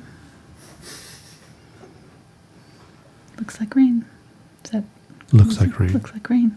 Tut tut. Tut tut, looks like rain. Looks like rain. Okay. Sorry. Don't know Winnie the Pooh quotes. Get that out of the way. Somebody was saying, left a comment, was like, I could do without the inside jokes and commentary. And I'm like, you try to paint for 2 to 3 hours and not talk to, not chat. Again. So our show is I know some people just want the painting, which I understand. There's plenty of tutorials out there for if that's your thing. We're all about kind of having a community here where we can interact with you guys and just share life with you. So for a couple hours every week. All right, so adding a little bit of the yellow to my greens here. I got some of the phthalo green and some of the unbleached titanium here. I'm gonna make I keep putting this road too far down, so I'm gonna make this little kind of section of the thing here where my mailbox is gonna live. This little pull out here. There's probably a road going up into this field or something, but and we see this. This is very similar to Arkansas. This looks very like a lot of places in Arkansas, the Ozarks, especially. We just drove up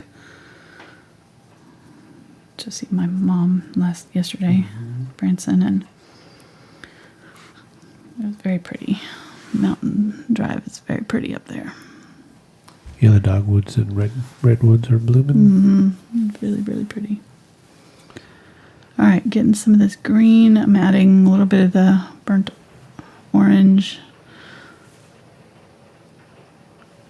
And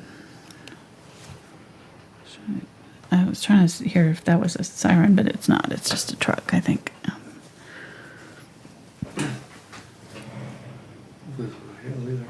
Yeah.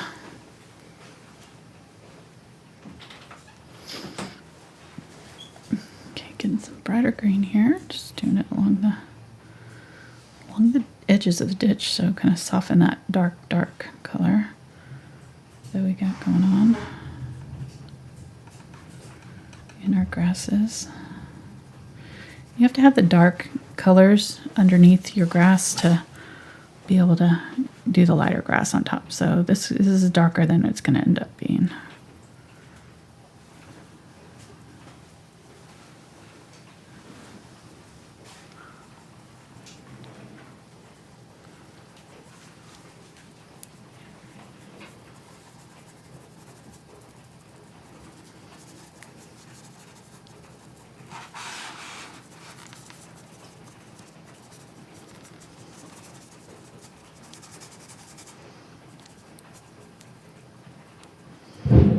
Ooh, wow.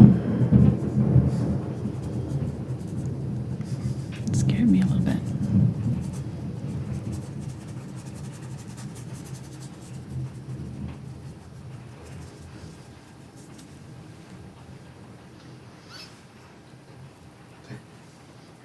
That comes through good on the microphone. Yeah, I bet.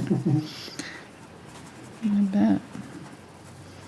So if they weren't going to fall asleep just to my voice now with the rain, they're for sure going to fall asleep now. Somebody was like, I love how relaxing you guys are. It's like, I really like to paint along with you, unless and try not to fall asleep or something like that. Like, sometimes I do try to almost fall asleep though. Like, I have the female version of the Bob Ross voice, I guess. Not intentional, but... So somebody said that their dog heard the thunder and took off to call. Oh, poor puppy. It reminds me of that little video that I watched the other day of the little toddler trying to trying to comfort its dog in the thunderstorm. He was patting his face and like, you know, trying to like lift up his head. Like, it's okay, pup, doggy. And the doggy was like not, kind of trying to hide. And by the end, the dog was licking his face. It was so sweet. It was like, he was making the dog feel better. He was scared of the thunderstorm. My dog, Scooter, used to go hide. He hated it. He'd shake. Poor guy.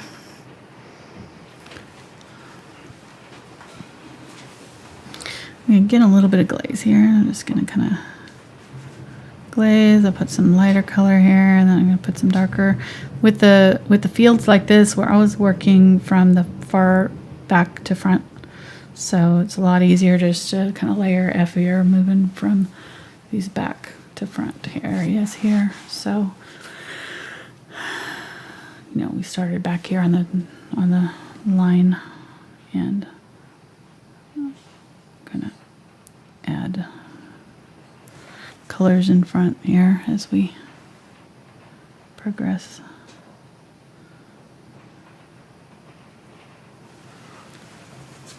Farther closer. Get some of the lighter color, and I'm just going to kind of tap in right here as it's coming over the edge, curve it just a little bit, and then bring it on up. Really just tapping a little bit. There, let's get a little bit darker color. My colors are starting to get a little bit dry.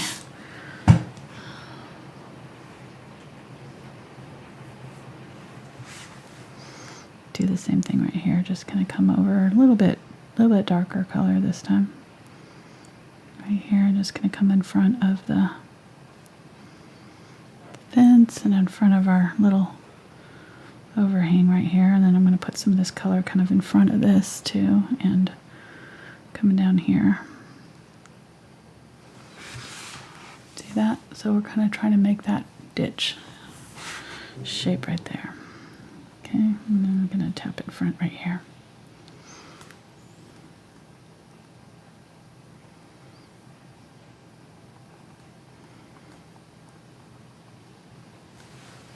Okay, I think that's good. And then let's put a little bit of this color, maybe the shadowy color, kind of right under here. I'm just going to kind of pull from the road a little bit.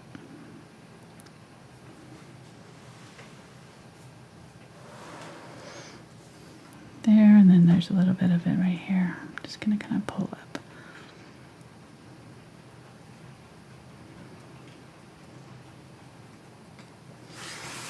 Right there. Okay, this area is a little bit, almost, I think I went a little too dark. So I'm going to get a little bit more of this brown. Oh, goodness. A little bit more of this green, add a little bit of the brown. So I have just kind of a medium version of this color and kind of come in front with that and kind of transition between the highlight color and that ditch color. So I kind of have a little bit of a variation of the colors there. And then let's add a little bit of this color in here on the top too.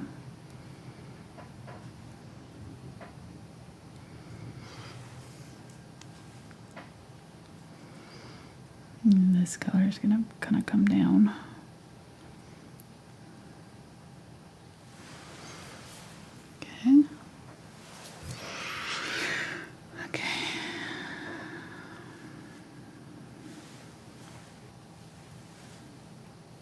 Doing, hon?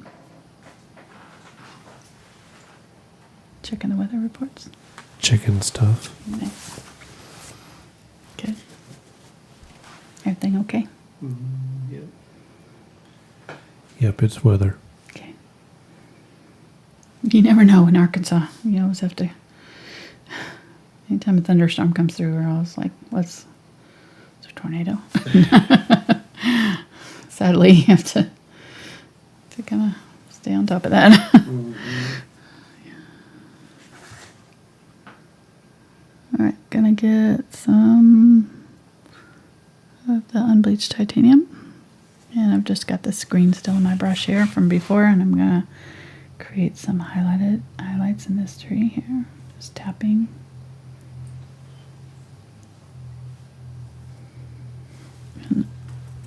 kind of smush it down so that I'm getting it more separated. There we go. Kind of all smushed together. It wasn't separated.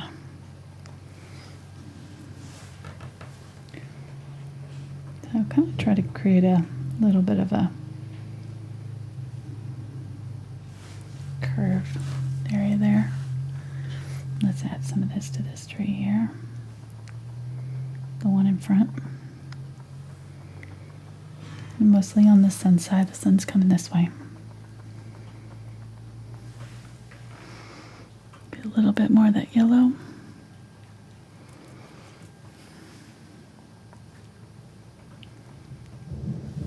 There we go. And then a little bit on this tree here too.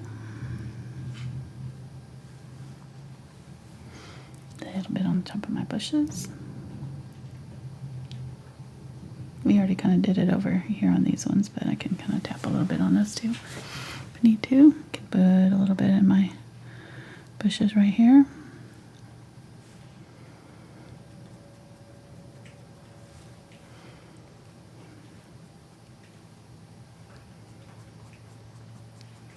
Grasses through there. Okay.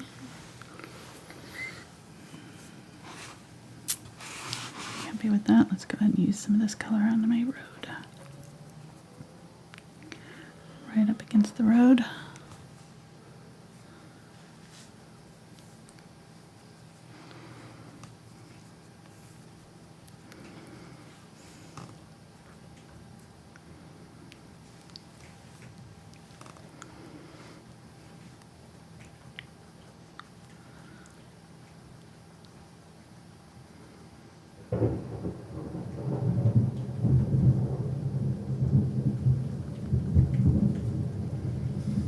Okay.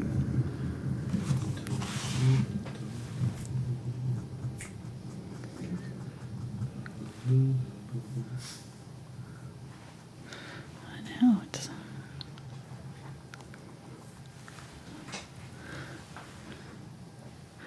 get some unbleached titanium right here. Just gonna do another little area right there, really bright.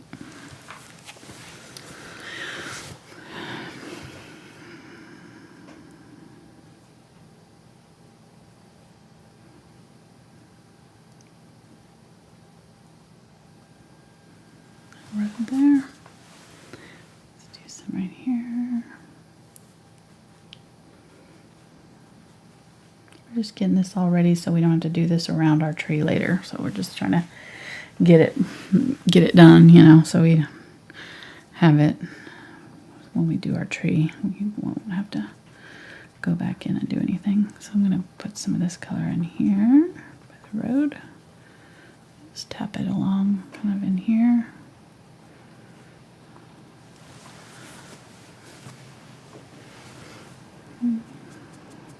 I started to kind of do it over here and didn't like how those grasses looked. So we'll these are just going to be the like super short grasses or the areas where we're seeing kind of bigger clumps of color. But when we do our grasses down here, we're going to want to have our smaller fan brush to do that so that we have good individual grasses. So, but this is go okay for our short grasses. In here, so I'm gonna just kind of do some little random colors in here, kind of break this up just a little bit so that it's not just the dark.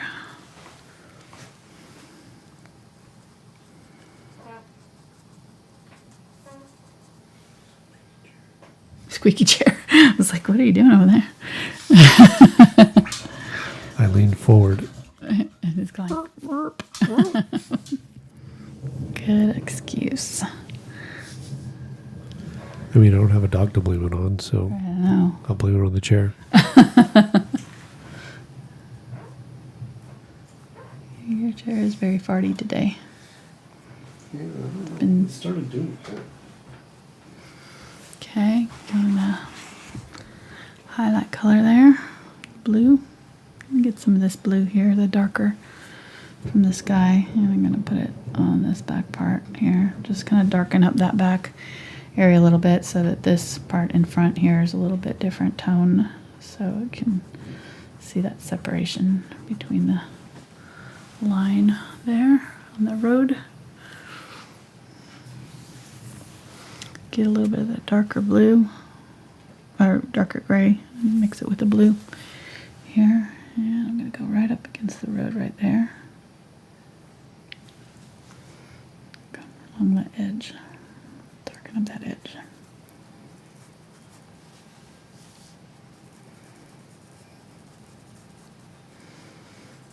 And again, check it. Make sure this is like right about the third here, maybe even higher. So it comes way up high right there. Okay. Thank you. Yeah, the painting's looking all right too. Painting looks got me that time.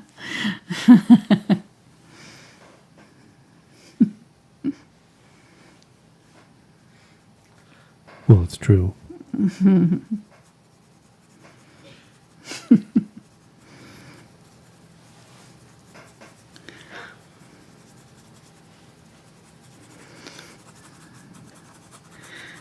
I've been watching,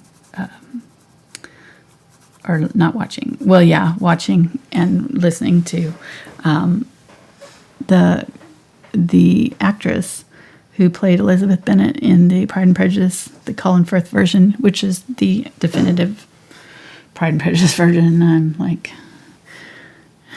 just saying, nobody plays Darcy like Colin Firth. So that being said, and she was great as Elizabeth. She is through all of this, she's sheltering at home too right now, and so she's her name is Jennifer Eel, I think Aehle. I'm not sure how you pronounce it. L, maybe Ale, Jennifer, but she is reading through Pride and Prejudice in her car. It's awesome. So her dog will be there with her. She'll, sometimes it's in her house and there's kids yelling in the background. It's great. It's like so normal. I just love seeing it. It's been kind of a little fun diversion for me, and I've been listening to it while I've been painting masks painting quarantine masks. So for everybody, which I've been doing this week, but, anyhow, they just got done with the section with, she just got done with the section with Mr. Collins, who is the pompous preacher dude, who asks Elizabeth's, hand in marriage or whatever. His proposal is hilarious. He's just like, won't take no for an answer. But you reminded me when you said that of him, because just because there's one section in there where he's like, I write down little statements pleasing to the ladies because they like or something. so I always have something. Flattery, to give the ladies kind of thing. It's hilarious. So you remind me of him sometimes when you do that. your little and your pickup lines. Yeah. You're working on your Mr. Collins pickup lines there. Is it working? It does work. Do I have a chance? The sad thing is it works with me. It does. It's worked all these years, honey. You should write a book of Mr. Collins pickup lines. Painting looks good. Looks good. The painting's not too bad either.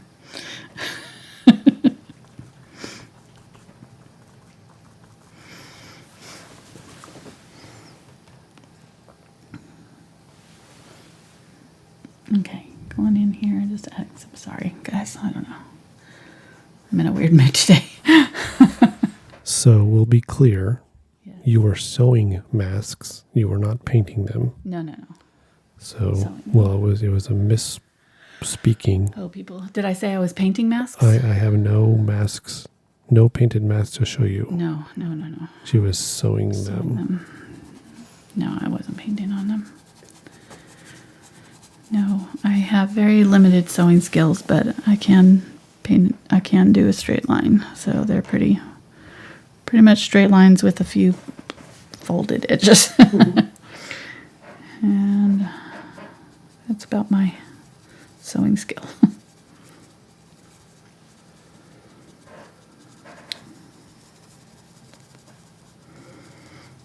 Pillows and shorts, skirts,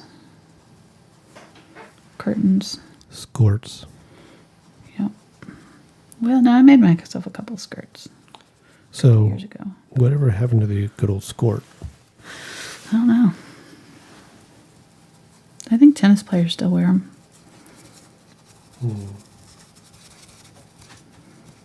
Those were an 80s thing.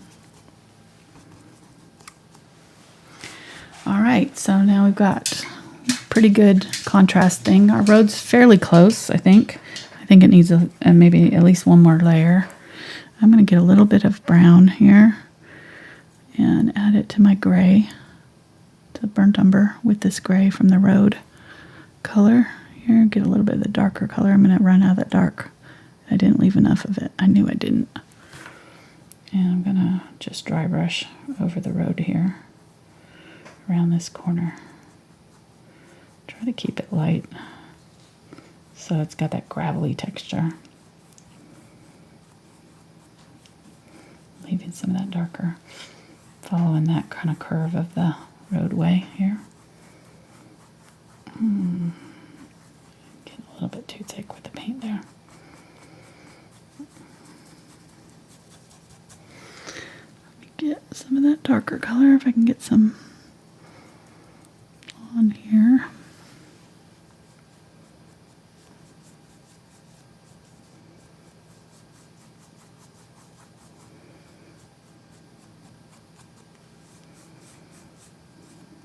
And by the time it gets here, it's really kind of coming straight.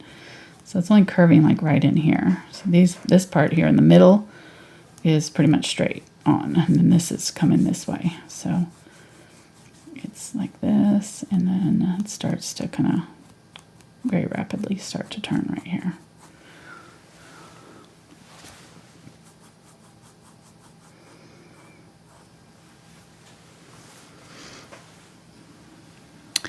And then I will get some black hair. I'm going to put some blue in it with it. My glazing medium. And right here on the road, there is some shadowing.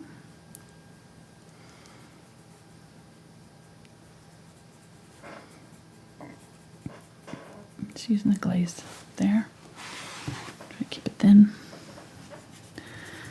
And your chair is really rocking it today. Take it out. Oh, you're fine. It's fine. I'll It's take not it bothering down later and shoot it up with some WD-40. me. Good idea. And that'll smell like WD-40 in here. Yeah. Stinky. Okay, so putting the shadow of the tree that we don't have yet, but putting that right there. The shadow? Shadow, yep. And then there's a really thin one off of wherever this mailbox is going to go. So I'm going to put the mailbox in right here. Keep it thin. So, and it's kind of leaning. No kind about it. It's leaning. I need to use a different brush so I can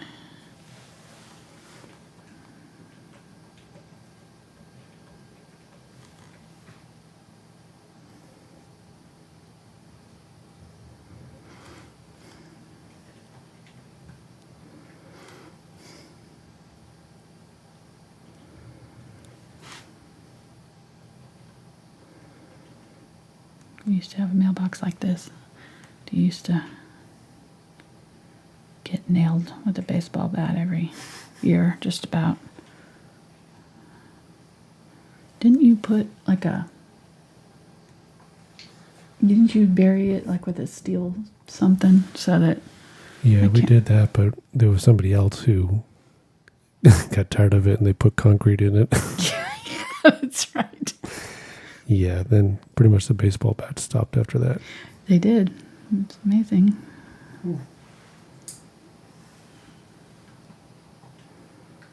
Okay, so kind of the light around the top and back side here on the thing too. It's probably not big enough. It's a little bit bigger than that, but close enough.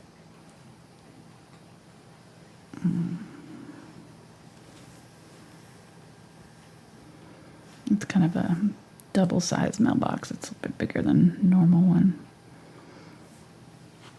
The bottom part is probably for the newspaper. What? The bottom part is probably for the newspaper. Oh, you're right. Yeah. Yeah. There are these ancient scripts that used to get delivered to your house. I know. That's amazing. So weird how certain jobs is like the phone companies, you know, like regular phone companies. I don't know hardly anybody that still has their phone number, you know, like regular phone. Yeah, not that don't, yeah, landlines, yeah. Anymore. All right, getting some white and a little bit of the gray. I'm gonna just highlight on top here. While it's wet, it'll just kind of blend it in a little bit easier to kind of blend it out. There we go. Always cute little mailbox. Again, I'm not sure I made it big enough, but it'll have to do. And then the bottom of it, I'm just gonna kind of smudge out a little bit, and we'll put some grass in front of it. So, okay. Oh, so I was saying, there is a line of shadow across from it right there on the road. And it actually doesn't go that direction. I did it up. It kind of goes down to the side here. It goes this way. It kind of goes more like down here. There we go. Like that. And then there's some more shadows. I don't know. There must be a big old, maybe this tree that's over here. There's a bunch of shadows right here on the road. Right up through here.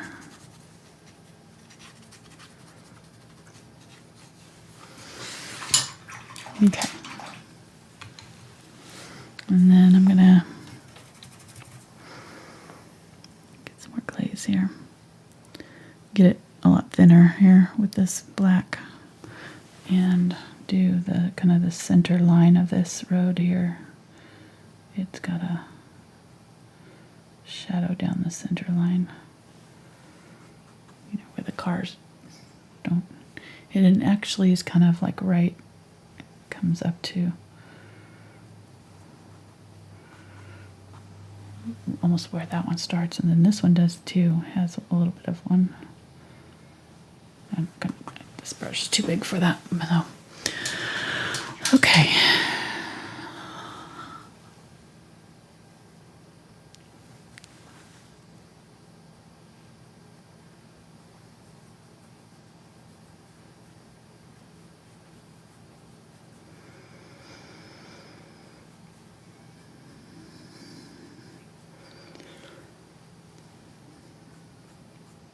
Put a few highlights on here. There's our road. Let's get our big old tree in there. So, and we need our little limbs for our smaller trees that were in the background there. So getting black and brown together here. There's, it looks like it's a telephone pole. I'm going to leave that out. I don't care about that. I'm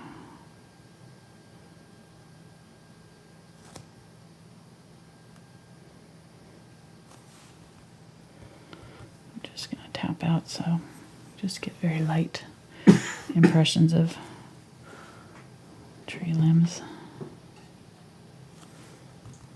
And if you want to, you can put more of the green over the top. I think if I just kind of get it in there a little bit, it'll be enough. You don't have to do too much. Okay, I'm gonna put this tree over this way. Get a very small brush. Thin out your paint so that you have a nice thin layer that you can work with. It will work a whole lot better for you if you have thin paint. You can't really do these fine lines with thick paint. It just doesn't work. So add some little glazing medium, a little water to your paint there. Get it thinned out. And I'm just going to put a bunch of little branches here. This tree is kind of, I'm not seeing a whole lot of greenery on it. Looks like it comes out over the road just a little bit, but the limbs are a little bit lower on this side. They've probably been cut back on this side, the road side. So go a little bit wider where it comes down into the grasses, and then just make sure that you've got some dark grasses that kind of cover over the edge of it. You can maybe do some dark grasses there. Make sure that that's really dark. What you doing, hun? Mm-hmm. What you doing? Side cam.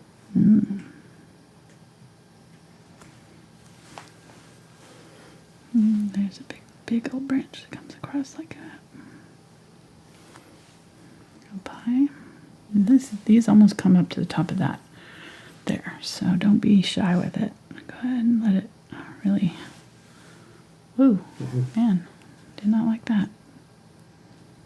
Okay, and then there is a fence right along in here, so right about here. There. Here's some small branches right here.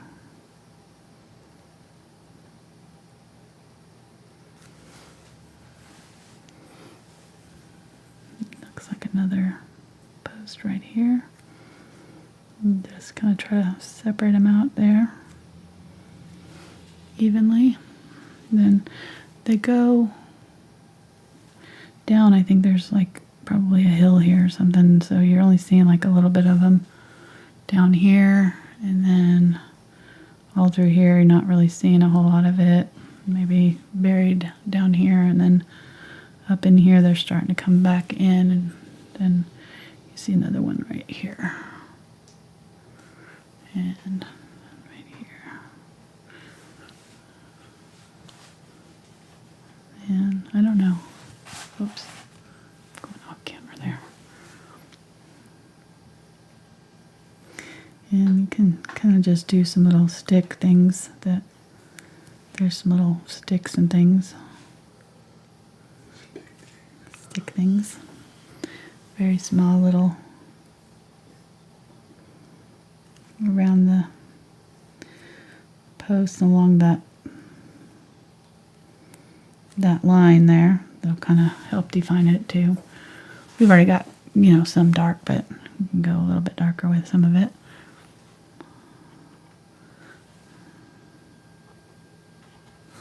Okay, so kind of like that.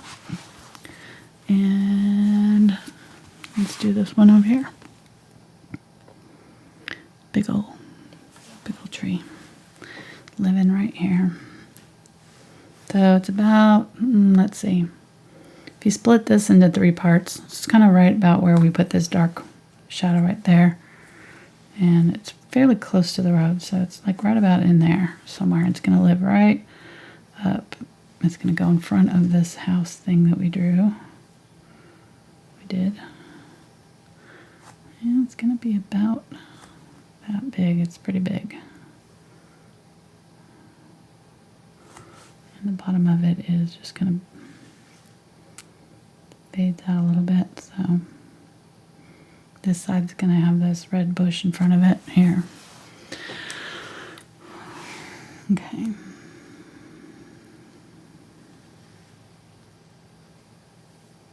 Go ahead and wiggle it a little bit so it's got a little movement. That's straight up and down.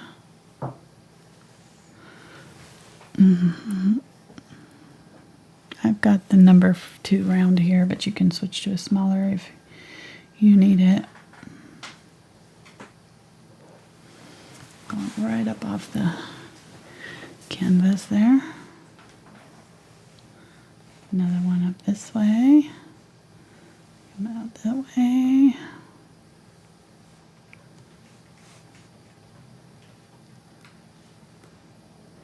These lines are very small.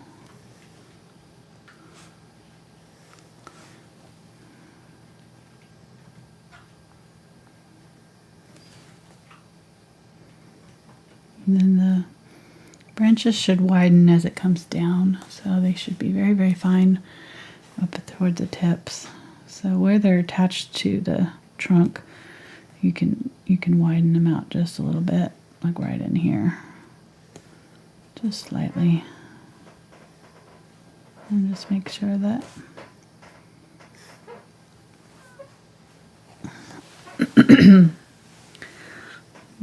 make sure that you have some areas that are branches that are getting smaller. These ones are kind of coming up and curving down a little bit. Some of them are coming out. And they're coming out to, yeah, right about here. So kind of look at the overall outside thing and see where the branches are going to end and bring a branch out, you know, one of these out to where you want those leaves to go, just so that they have something to live off of, a place to perch. So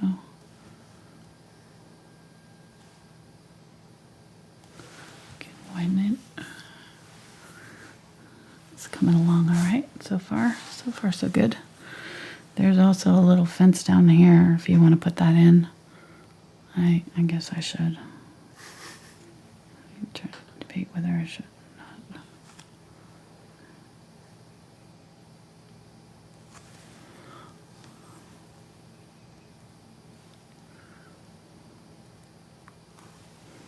Somewhere like that.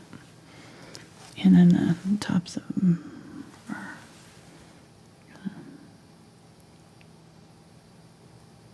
I should have done that part first, but why do it easy, right? Yeah, exactly. Okay.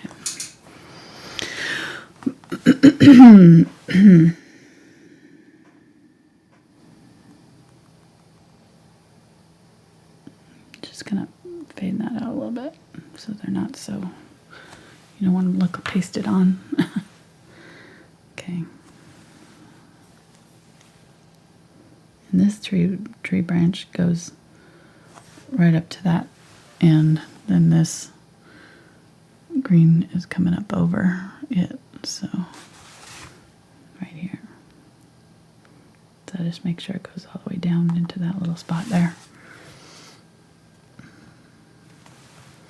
And then same here, we can kind of bring some of this green up over, blend this out a little bit right there.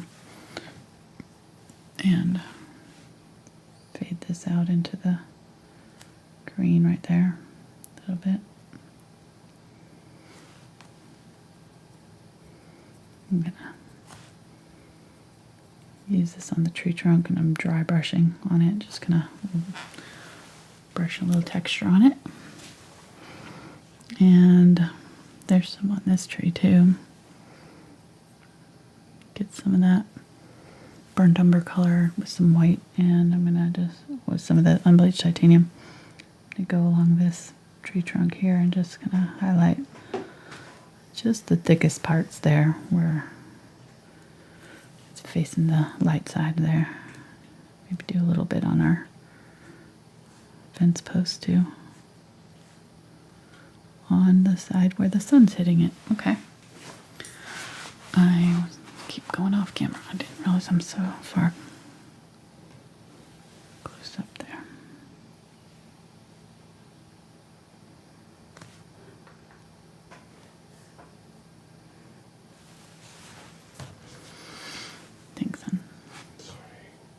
All right.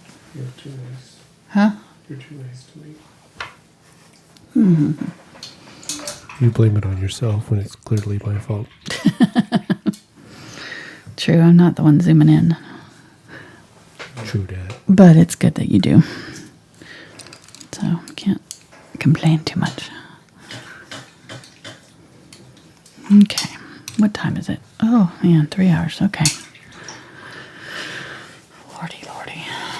Let's get this done.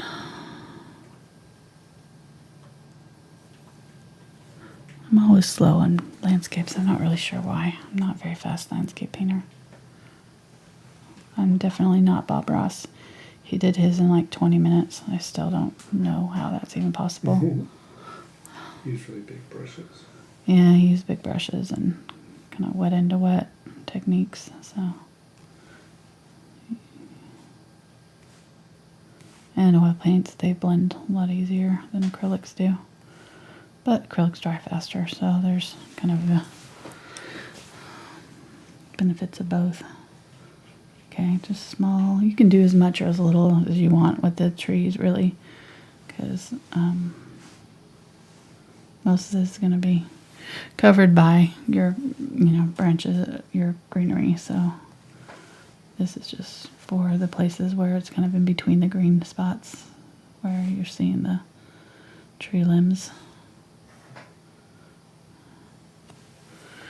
Okay, I'm gonna go down here, make sure that some of these have branches coming down here. There's another tree that's right next to this, but I'm not going to put that. I'm just going to put this one here.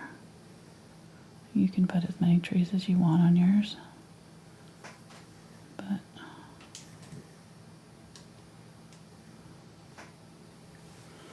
okay, I'm going to do like that, and then I feel like I just need to have something over here. This one's got the tree coming out on this side, so I guess we'll just go ahead and do that. Put a few little limbs coming out.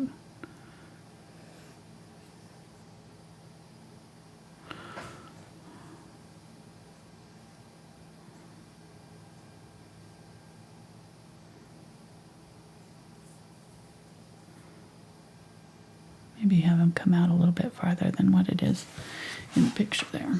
Okay. And then there's some, let's go ahead and put some darker leaves in here. I'm just going to use this thinned out paint, and you can see how it works really well against this lighter color back there. I'm not worried about the bottom part here much. I'm just kind of trying to get this top section. Ooh, oh, goodness. Drop my brush.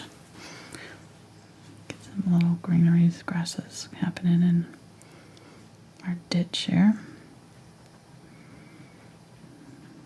And then we'll put the lighter color grasses in here too, but I'm going to have a little bit of the dark contrast, right? Yeah, that is not in perspective because that is too small, I think.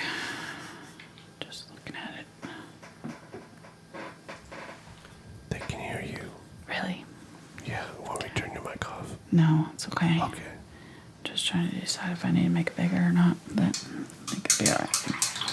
Okay, so I'm going to get this brush here. I'm going to make a dark burgundy with my Quinacridone and burnt sienna, or burnt orange, and some black. The Quinacridone and burnt orange color here is going to be the main color of the bush here, and then this is going to be the darker part. I'm going to go right up to that bush and then right up along here.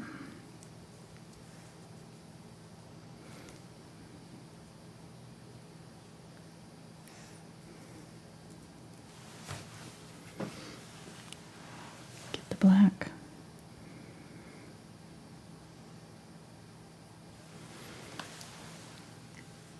Okay, I'll just let that set. And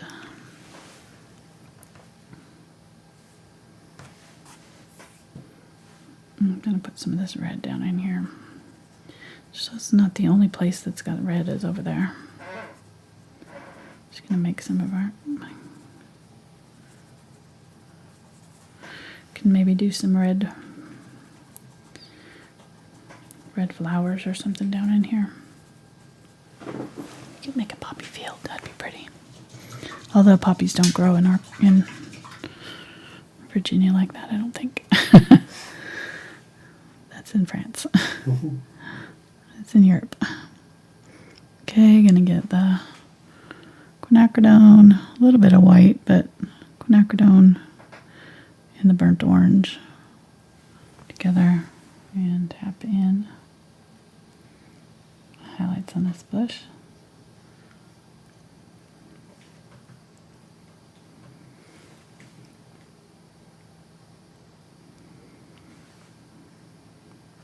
Did not do a very good job there, but you get the idea. Okay, I'm gonna let that dry. It probably needs a second coat. And I'm going to get some of the black in shadow underneath this bush a little bit. I'm going to push out that bottom edge slightly.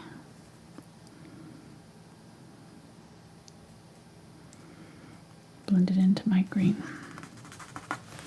Okay, there we go. Give it a shadow underneath. Okay.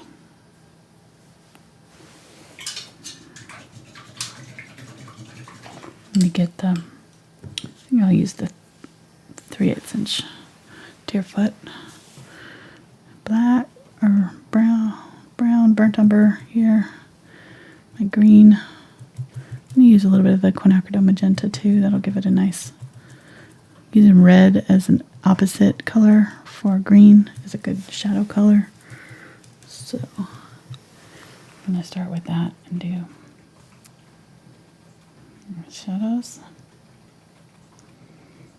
I didn't do any limbs down here, but I need to, because this goes all the way down to like right in there. I load it up fairly thick with paint and then get it just mainly on the tip of the brush so that I can just tap that part down.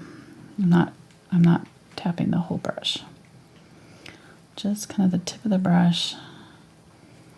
Leave the areas where I want the lighter colors not toned yet.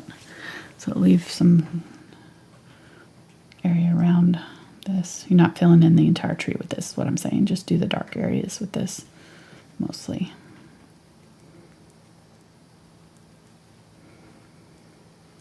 It'll make your brighter areas a little bit brighter if you don't cover them with this dark. So I watched a guy paint in his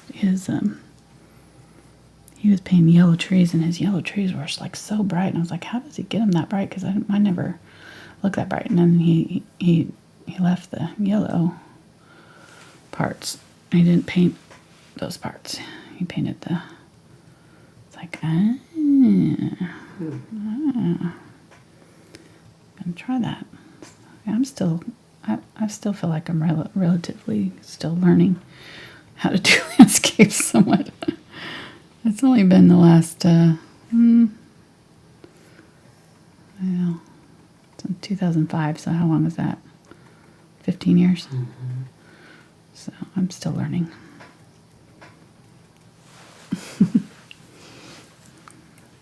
I don't know at one point I'm going to say, yeah, I know what I'm doing. Hopefully never.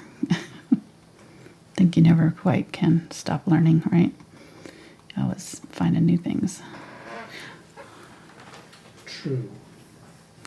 Improving. Hopefully. Yes, hopefully. That's my goal, at least. And then pass on that help to you. Those who are interested, at least. Mark's not. It is fascinating. He's like, thanks. I am enriched. He's. I think when it really wasn't until he started sitting in on this. He never really watched me paint very often, honestly, before, right? I mean, you'd see me paint a few times, but not. So this is. Well, in the early days, very, very early days, when Yeah. you were doing craft painting, Before I had my own studio.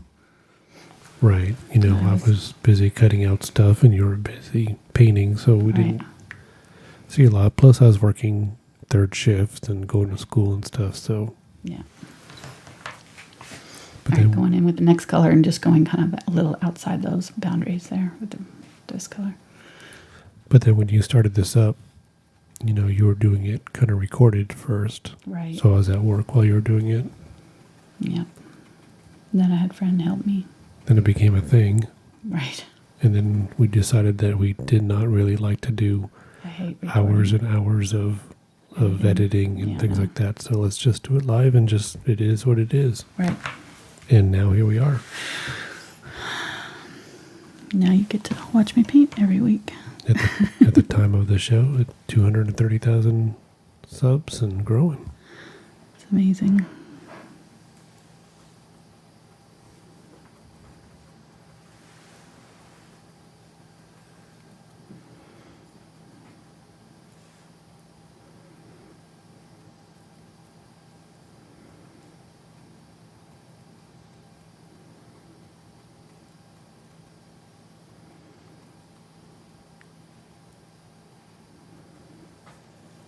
Okay.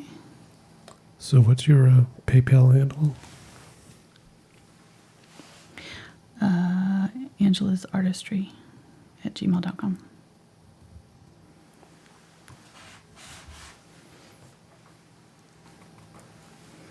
Okay. I'm going to put a little bit of this color in here too to kind of darken up this bush down here. Kind of hide the tree trunk slightly. Okay. It's all right. I think that kind of closes off that good enough. And then there's a bush right here we can kind of do a little bit, indicate. Kind of right in here.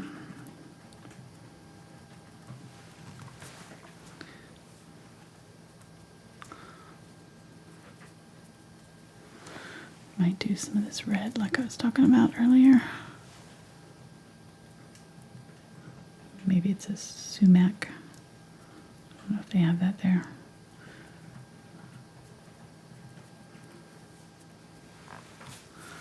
Okay.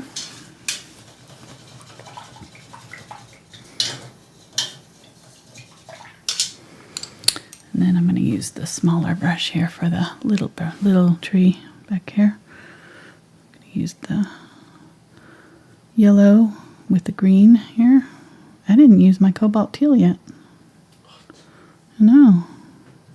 I was planning on using it back here, but I didn't end up using it. I used a little bit of that on those trees down there. And then I need to have some dark green though, because it's not going to show up back here. So I'm going to get a little bit of that green and kind of mix both of them together and just do tap in a little bit.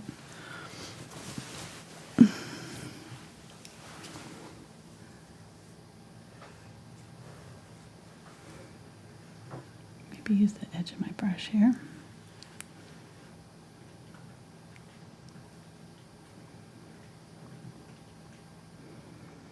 Because what's happening is that green is going over the top of those limbs, but it's not dark enough to cover it. So I need some of it to be a little bit darker so that some of those areas are more opaque and covering the branches.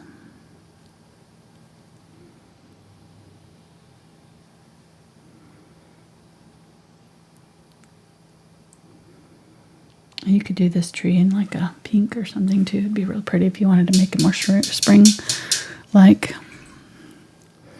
We did a cherry blossom last year, so you could use those same colors.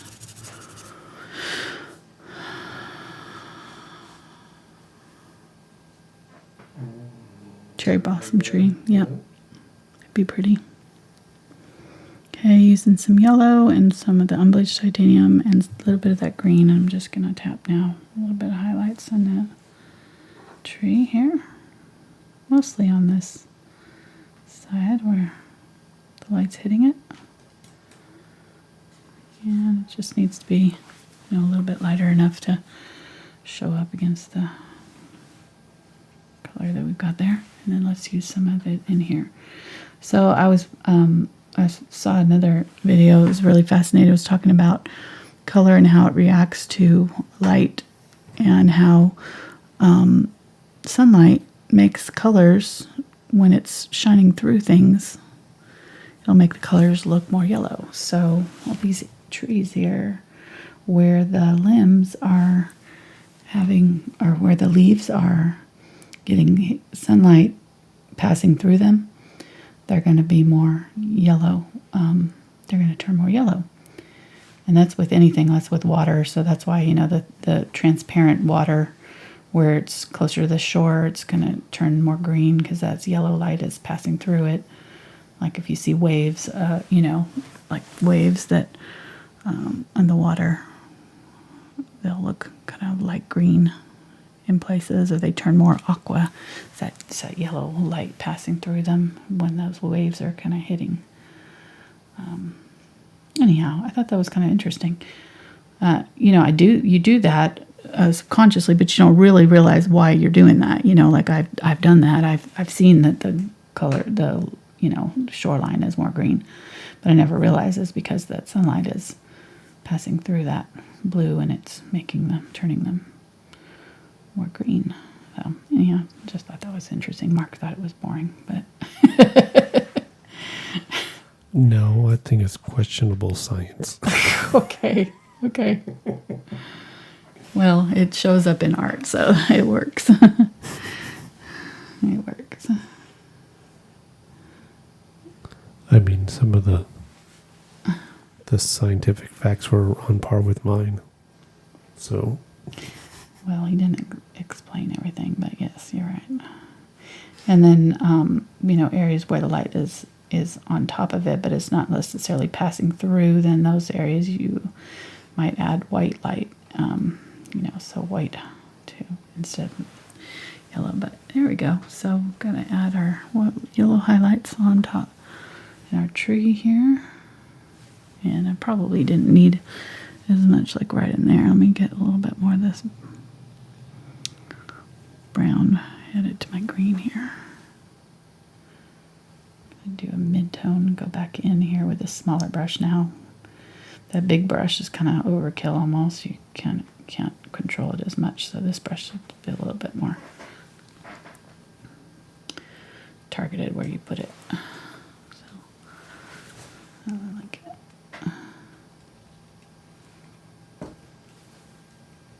And make sure that I'm putting some of this color over the top of my tree trunk there. And then if you really want to get fancy, you could go in with a smaller brush and do individual little leaves like along the edge especially. It'll really make it look more realistic, little teeny tiny dots and dabs where those leaves are showing up. So that's up to you though. You don't have to do that. Just an option.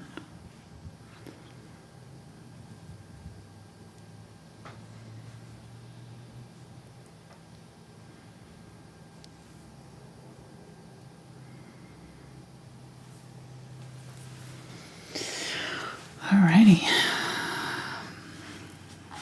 Let's put some grass and we'll be done. I'm going to use my fan brush and see how this goes. And you're going to need your paints to be quite thinned for it to work. So get some,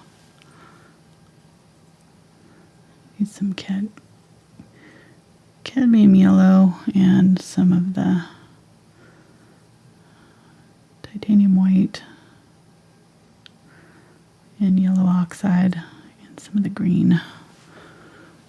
And some of it is actually just kind of mostly unbleached titanium. It's got that kind of a brownish tint, so I'm going to add a little bit of glazing medium to all these grass colors so that, ooh, I'm putting it over that dry paint. It's starting to crack. I'm going to make sure that I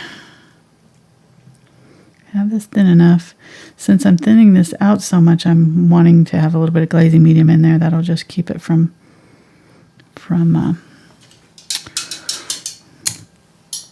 having too much water in the mixture. You want too much water with your heavy body acrylics. Okay, so I'm going to start back here and just start layering in. Back here I'm going to do a little bit shorter, kind of choppier brush strokes.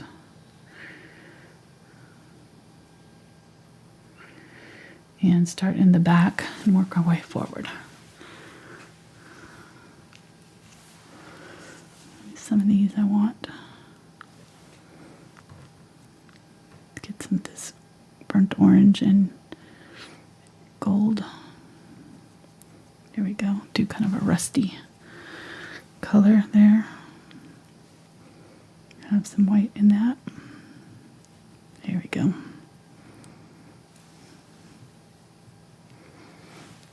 So I'm going to use some of that. So I watered it down. I wiped my brush kind of clean, and then I just brushed through that wet. So I'm picking up the paint on there, and fairly thick with paint.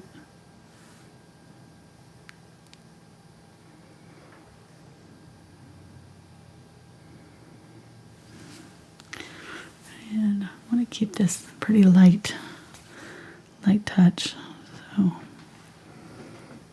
I'm going to get a little bit of burnt umber and do in front.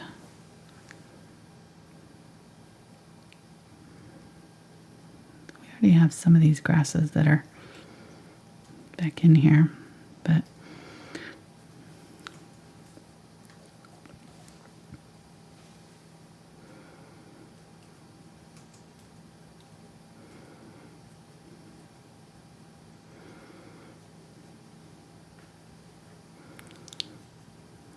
I'm going to go in and around these bushes here. These bushes really should have been weighted. Put on after I put this grass, kind of in between this layer and the next, but we'll just work around them as best we can. I'm going to get some of the lighter color here and go right up above the, whoop, that was just too much paint. I'm getting that dried paint in there.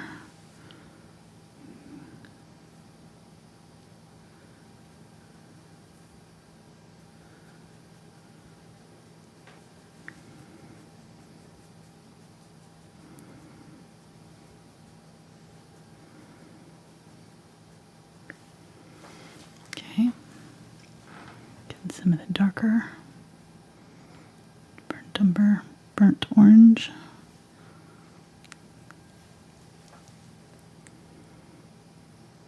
No, this is so fine. I don't know if it's quite doing the look I'm was hoping for. Let me try it with a little bit. Let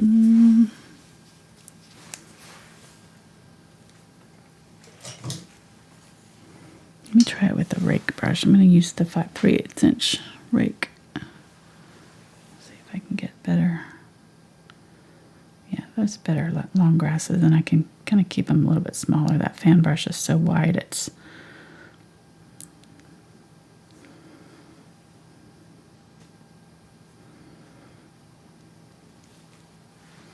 okay. There we go.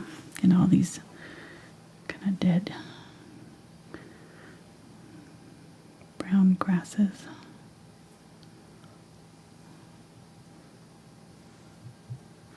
Adding some green here.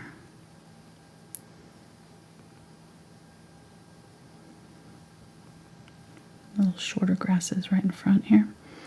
So I'm just kind of, you can see I'm going in different directions with my grass so that they're not all kind of matchy-matchy and following in the same direction. This will make them look more natural.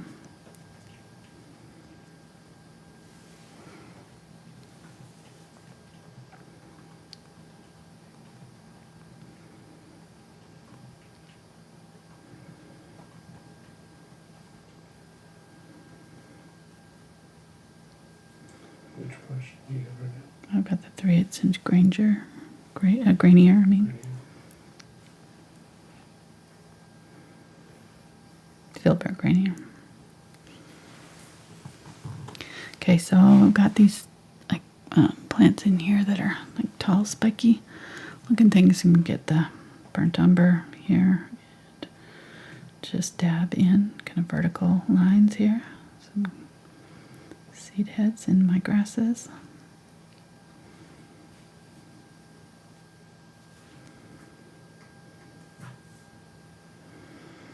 And these are all going to get a little bit bigger as they come closer to us here, so just can keep that in mind when you're doing this. I'm going to get some more of that yellow oxide.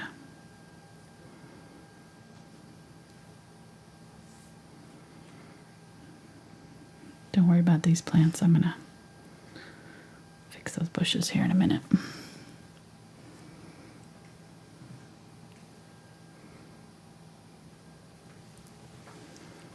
Lighter colors here.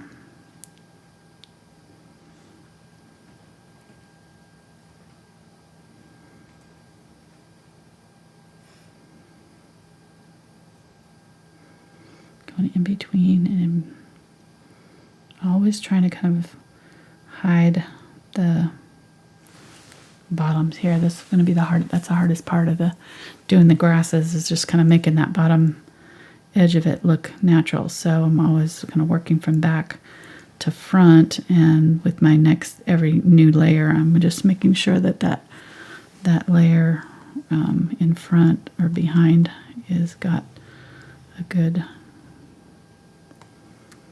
the bottom of it's kind of hidden right here. This grass, I don't know what's doing here.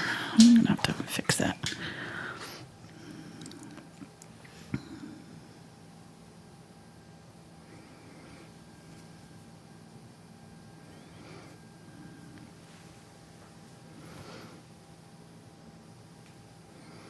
Get some gold with the green and white here. Gold, yellow, green, white. Do some short grasses all up and through here.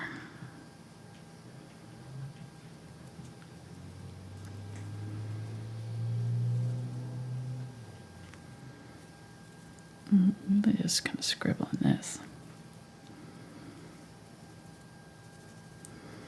This is kind of the top of that ditch there. So I'm just kind of doing that highlighted grasses, and they're really short little kind of spiky grasses. Let's use this for it.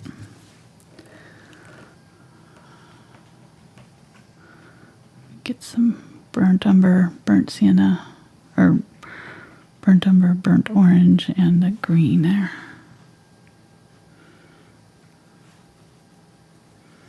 I'm just going to kind of go in and around in between this now.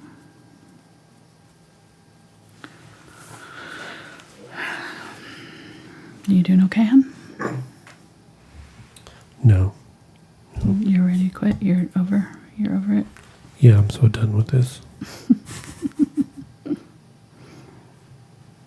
Okay.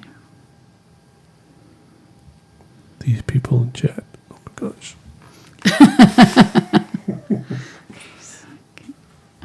All the unusual suspects. You being a diva. Yes. I Nobody- toss my hair back Nobody understands you. and I'm checking my nails. Do my hair toss.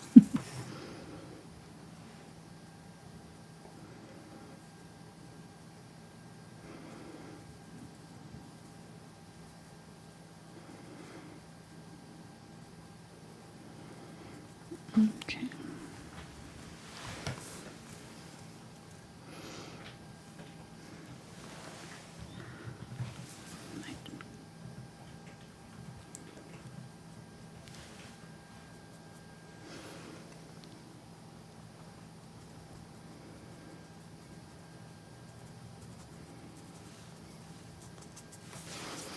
Okay, gonna get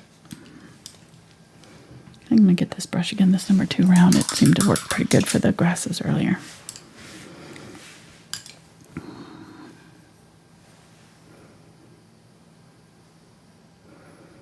I'm going to make unbleached titanium and white here. I'm going to just put little seed pods in with the white all through this grass here, and just kind of highlight it and obscure kind of the border edges.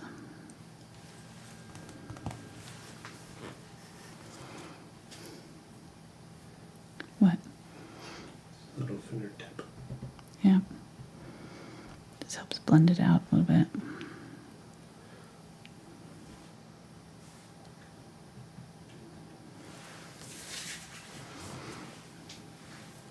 And we can always do this in with the lighter colors and then glaze with it. So if you are doing this and you get done and you're like, my grass was too light, you can always just go back over it with a little bit of the darker color. So don't be afraid of getting it fairly light here, because you kind of have to have it light to be able to see the dark contrast between, you've got to have that both dark, light, and dark to have the right contrast. I'm sure there's a metaphor for life in there somewhere.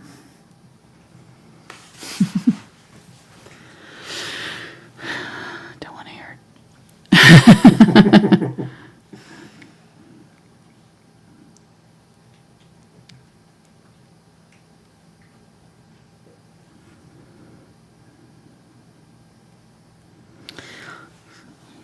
Hopefully everybody's doing okay. I feel for you if you have family, and I know everybody's worried about if you have family that are sick or compromised and all this going on. Just very thoughts and prayers are with you right now. It's tough. A lot of people losing their jobs, and it's been a really hard time for everybody, and it's worldwide. That's the thing. I mean, it's unprecedented, for all over the world. Mm-hmm. There's never been another time where we feel the closeness through YouTube, that's for sure, more close to those watching and going through all this together. It's pretty amazing. Yeah, earlier this year it was the fires in Australia. Yeah. Now this, it's just, it draws us all closer together and gives us this time just to chill, hang out, relax. Don't do it. Don't go out. Stay home. It's not worth your life or the lives of people around you that you're going to come in contact with later.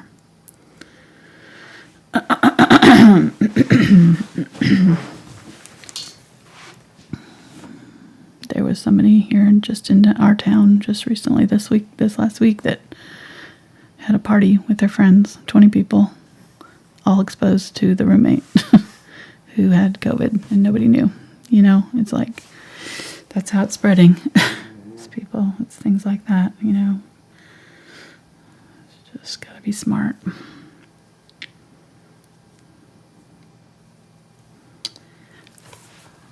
It sucks, but...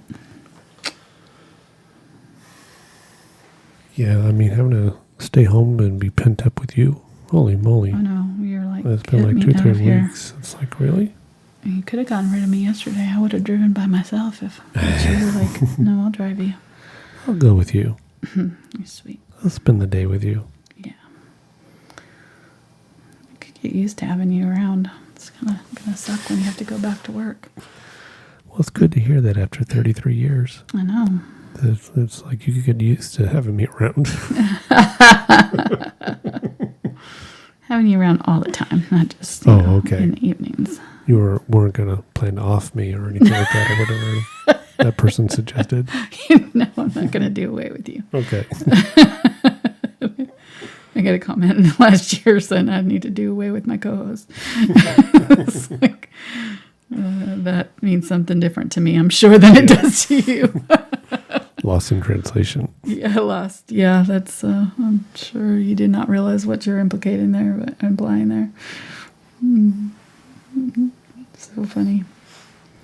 Yeah, the other day we were headed out. We were going to drop off a package at UPS, and just as we're getting in the car, the UPS guy stopped. Mm-hmm. Believe it or not, he's bringing art supplies to Angela.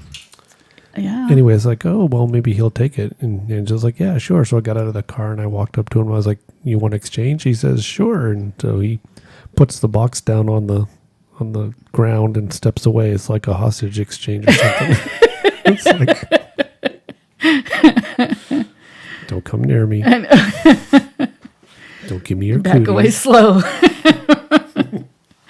Back away from the box. Mm-hmm. Nobody gets hurt. It's funny. You might have sprayed me with mace or something if I got too close. Don't come too close. Don't make any sudden moves. Okay, I'm going to work with the fan brush down here. This area. Mm-hmm. And some short brush strokes of little grasses that are kind of sticking up in this area here. Right up next to the road there. Oh, goodness. I need to work on my grass. I feel like I'm just not quite getting it today.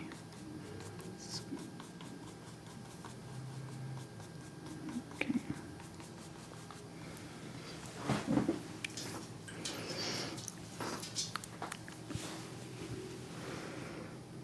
Get some green.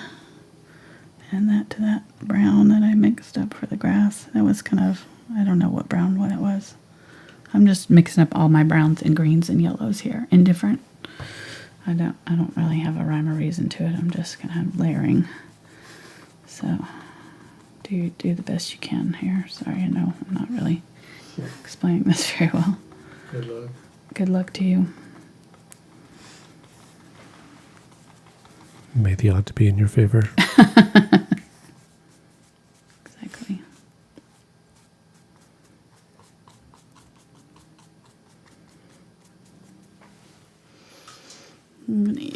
I need a thinner brush here.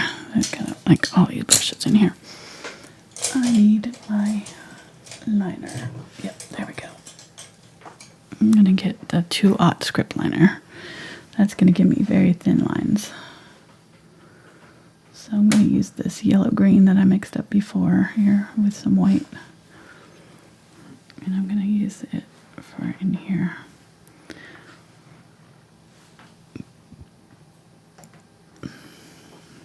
If it's not coming off your brush, just add more white or water to it. It's still not thin enough. It needs to be kind of like soup. There we go. That's how it should come off your brush. So if it's not, then just keep on adding water until it does. And then add a little bit of glazing medium or something, some sort of medium to make it stick to canvas. If you add too much water to it, it won't stick to the canvas, so it'll wipe right off. It's just like you're washing all the binder out of it, basically, what you're doing if you add too much water to your paint. So I'm gonna add some yellow or some more green, get a little bit of glazing medium. There we go. This is just going to give me, and I'm holding it way back here and just using the very tip and just kind of just dragging that tip against the canvas and letting that tip do the work for me. So if you need to, you can use your wrist and hold your hand up so that you're just doing like this and get it as close as you can to the canvas and just let that tip drag and create these lines, these grasses in here for you.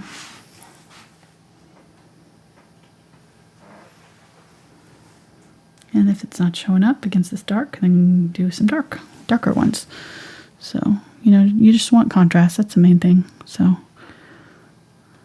going to get some burnt umber, add it to my green here. I'm using the phthalo green, the blue green here, just because that's over here, but I don't think it's going to matter all that much.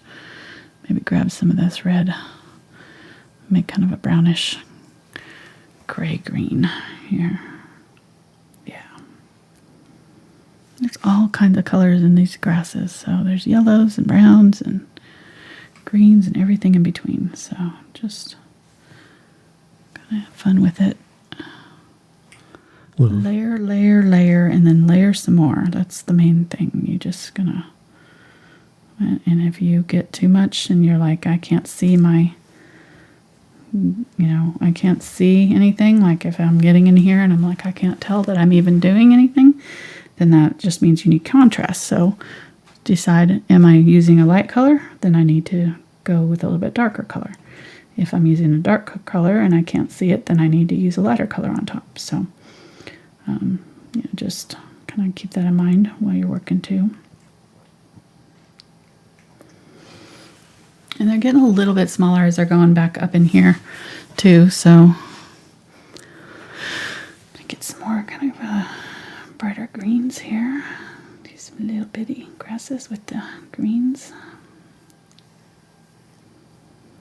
And then just making sure that the bottoms areas, like look at my bottom of the grasses, and then if I have some that are sticking out looking kind of weird, like if they're light color, then I'm going to get a darker color, and I'm just going to come up over and overlap them a little bit from the dark area into over that light, and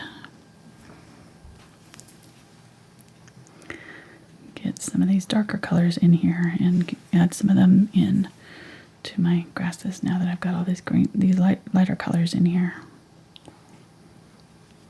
Just kind of going back and forth here. And if you whisper it, it goes on a little bit better. That's the secret. I don't know why I do that. When I get to really concentrating, I start to whisper. It's a problem. It's a problem when I'm trying to teach.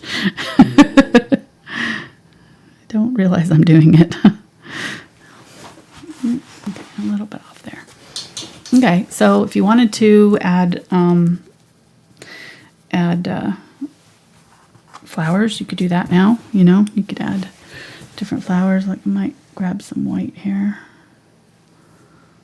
some yellow, and just do some indications of like could be flowers maybe.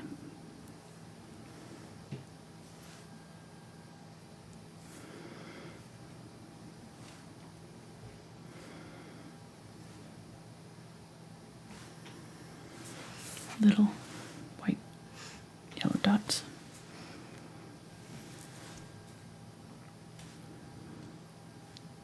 Keep them small.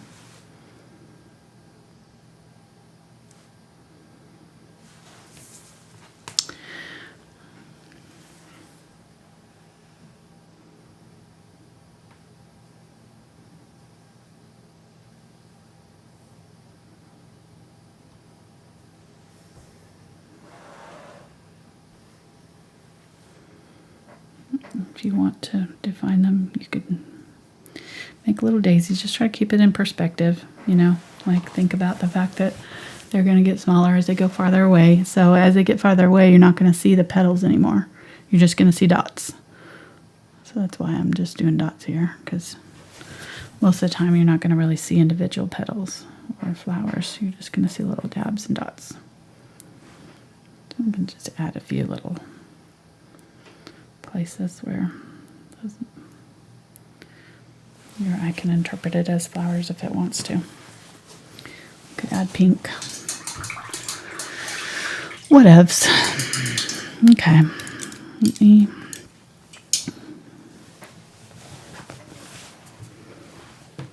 No stress. Should be fun. If it's stressing you out, go take a 5. Do something else. Don't paint while you're stressed out, because then you won't be able to create. You will. So I'm going to create this little overhang like we did over here, you know.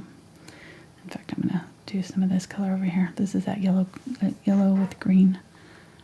So I'm going to overlap right there a little bit, and I'm going to use it right here too to kind of try to create sort of a ledge, if I can, over my.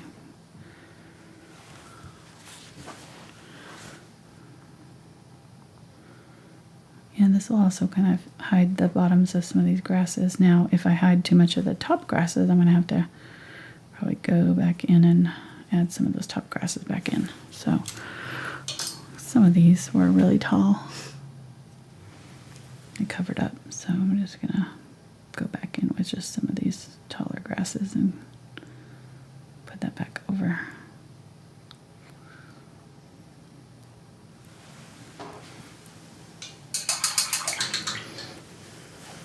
Use this down here too.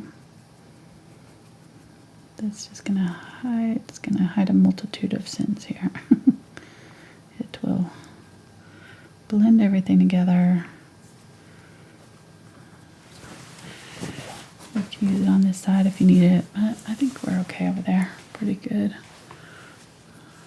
I'm gonna add a little bit of this yellow, green to the brown. Or brownish red, and just add it as highlights on my trees there and here, my little bushes.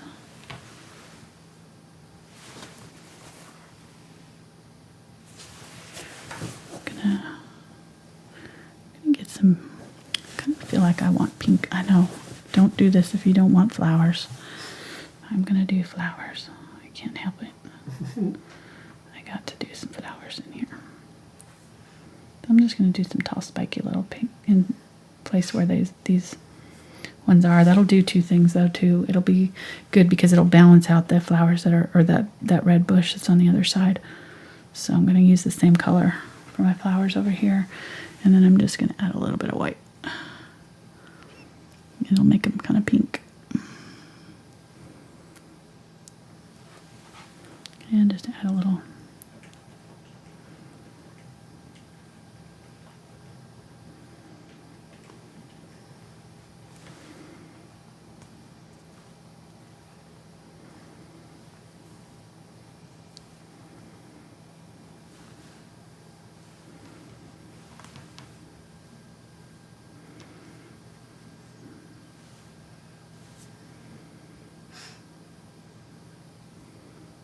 Add some pink up in here in my field too.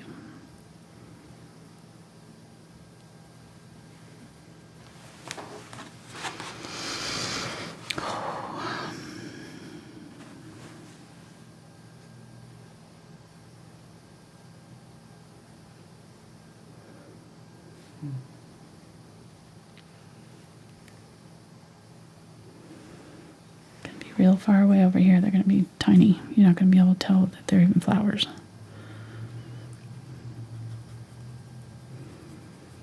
Okay.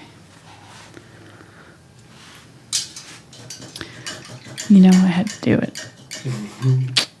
I had to. I couldn't help it. Mark's like, I'm not surprised at all. She just put flowers in there.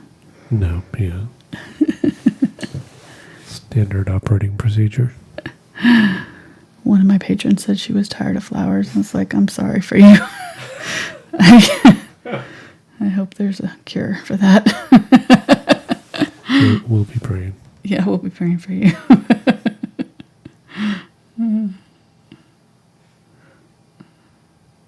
Okay, gonna add some green. Just some of that brighter green in there.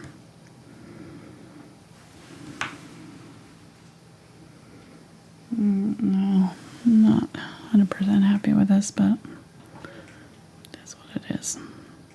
Right.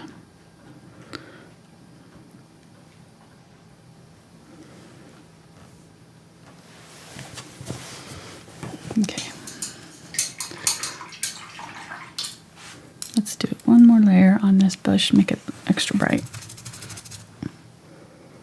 with that pink that we just used over here.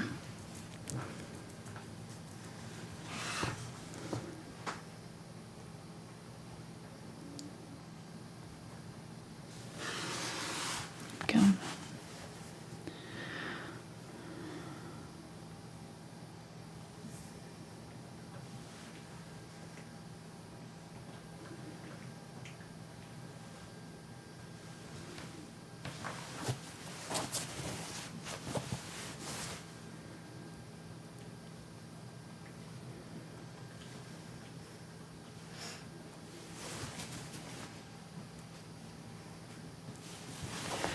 I feel like I want to splatter, but I'm not sure if I should. I don't know.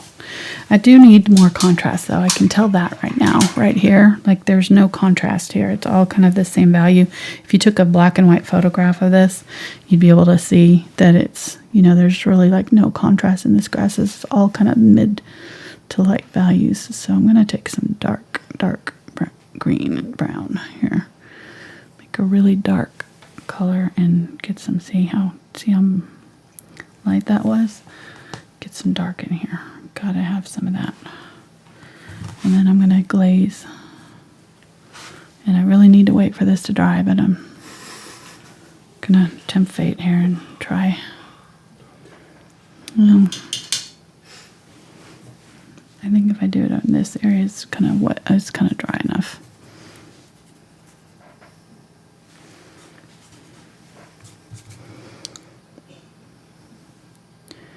My glaze. I don't have very much left. I'm going to go down here, and there's just shadows underneath this grass here.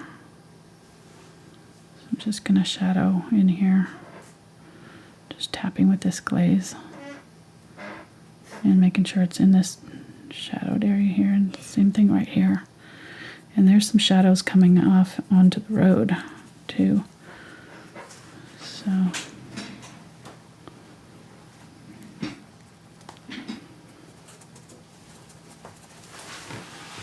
you okay? Mm-hmm. Just too much squeaking. Oh.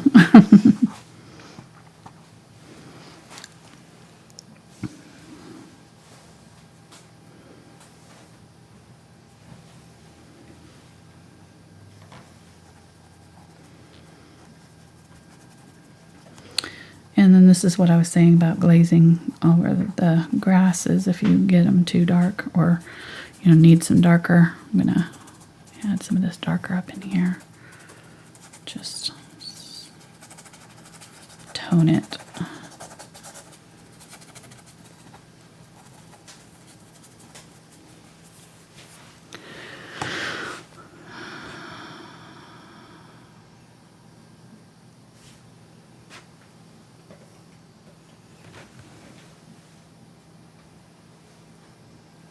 Now that I've got that dark in there, I can add some more of the lighter again.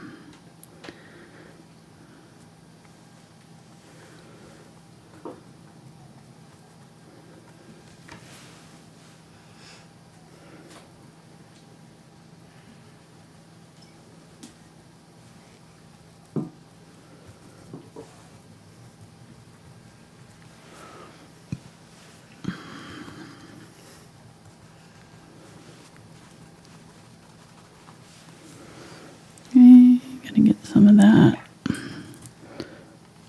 black for the road shadow.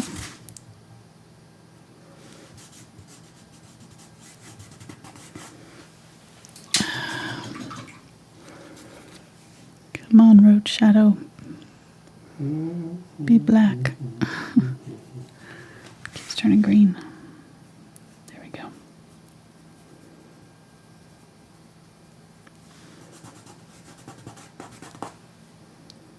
Just blending that in a little bit. Guess it's coming from that. I don't know what it's coming from. There's a tall weed. Tall weed right there. Ah, that's what it is, yeah.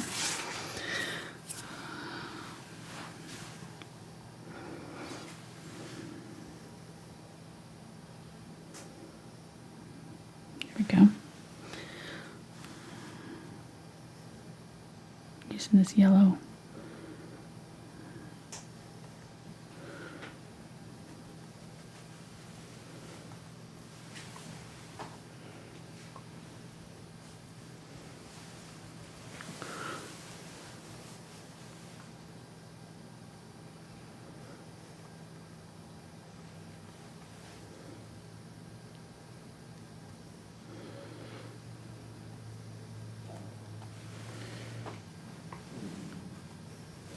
Alright, I think I'm going to stop there.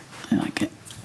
I definitely like the fogginess looking in the background there.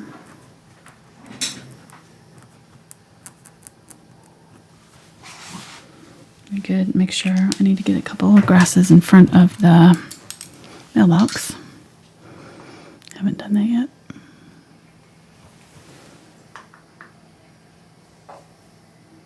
Got some super chats? Mm-hmm. Some. I rang the bell. There it is.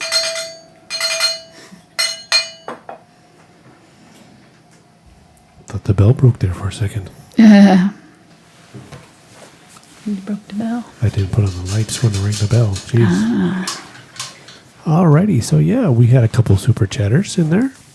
And the first one was from Carol. And she says, thanks, Angela and Mark, for giving up your Saturday to teach us painting. Happy Easter. Oh, happy Easter to you. Yes.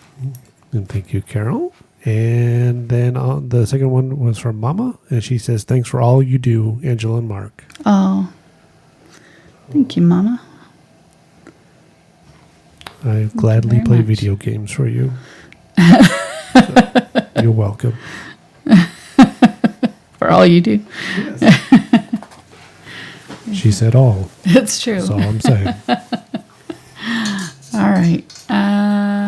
Yeah, my mailbox is too small. I need to make it bigger. Dang it. I probably do. It keeps bugging me, so I keep looking back at it. All right, I'm going to do it really quick. It won't take long. Ooh. Bonus But video. it needs to be Bonus like mailbox. quite a bit bigger than it is. Okay. I remember that one video we did.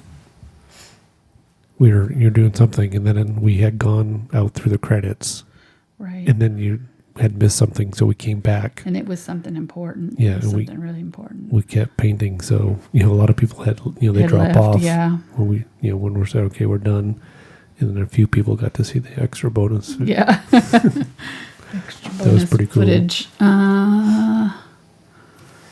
It goes up like this.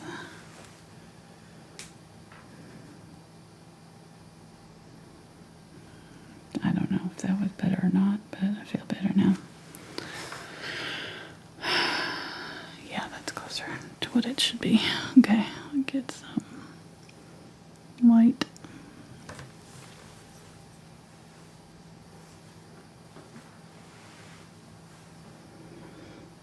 At the top and the side here, there's a probably name or something there.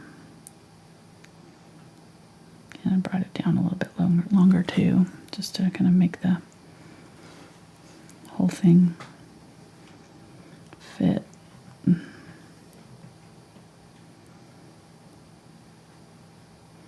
I will have a traceable for this available after the show, so if you don't want to have to draw this and you want the accurate size mailbox, I will even use the actual actual picture instead of my painting, just to make sure that it's correct. Nice. But I usually use the finished painting to do the traceable, but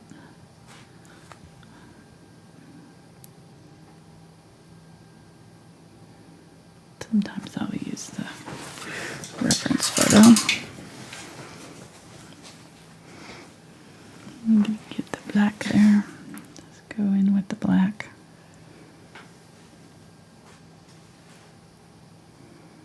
I don't know why this.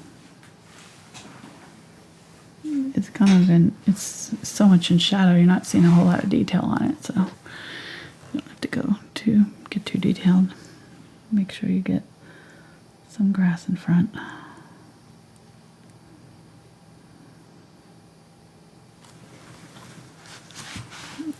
there's a shadow right here on that bottom edge right there.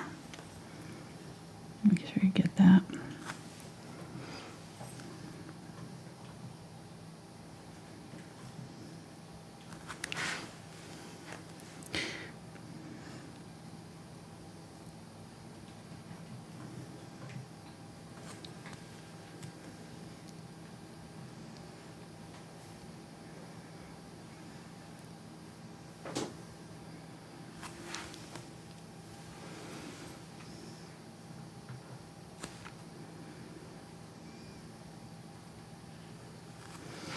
Here we go.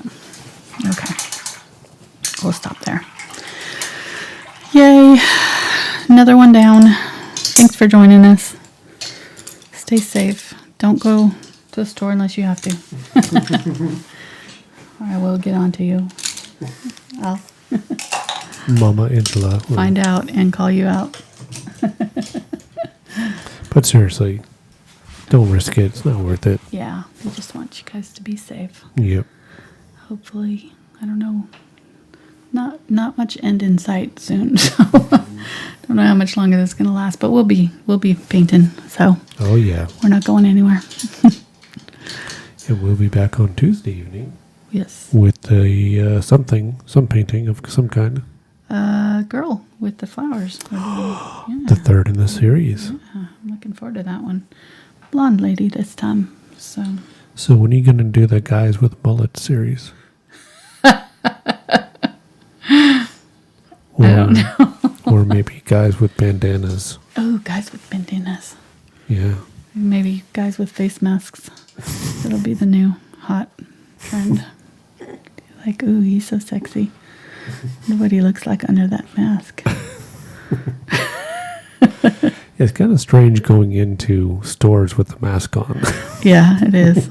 It is. It's weird. But, better be weird than sorry. True. All right. I could fiddle with this for another hour, but you know me. I'm going to put a little bit more highlight on that road. Just a little. That's all I'm going to do. I swear. Mm-hmm. I swear it. Just like right there where it's coming up over the edge there. Okay. So below this video is the list of all the materials used, the canvas size and brushes and paint colors and all that stuff, and links to the brush guys and Amazon to buy things, and also link to all the social medias, Facebook, Yes. Pinterest, Twitter. There's something else too, Instagram. Yeah. Instagram, yeah. So if you paint it, post it, Yeah. tag Angela. Yes, She loves to see it. I do. Makes my day. Mhm. Love it. All right. And one more thing. One more thing. One more. Welcome to Angela's channel. This is just normal. This is part B. B-side. All right, let's go. I'm done. I promise. Take the side cam off there, and we'll show it full screen. There we go. Done. Yay! It's pretty. This one goes along with that country fence that we did. We did like a sunset with a country fence. This would go really well. It's really same colors and everything, so I think it would look really nice with that one. I already sold it, or I'd show it to you, but it's gone. I do not have it anymore. So, all right, guys. Thanks so much for watching. We'll see you next time. Bye.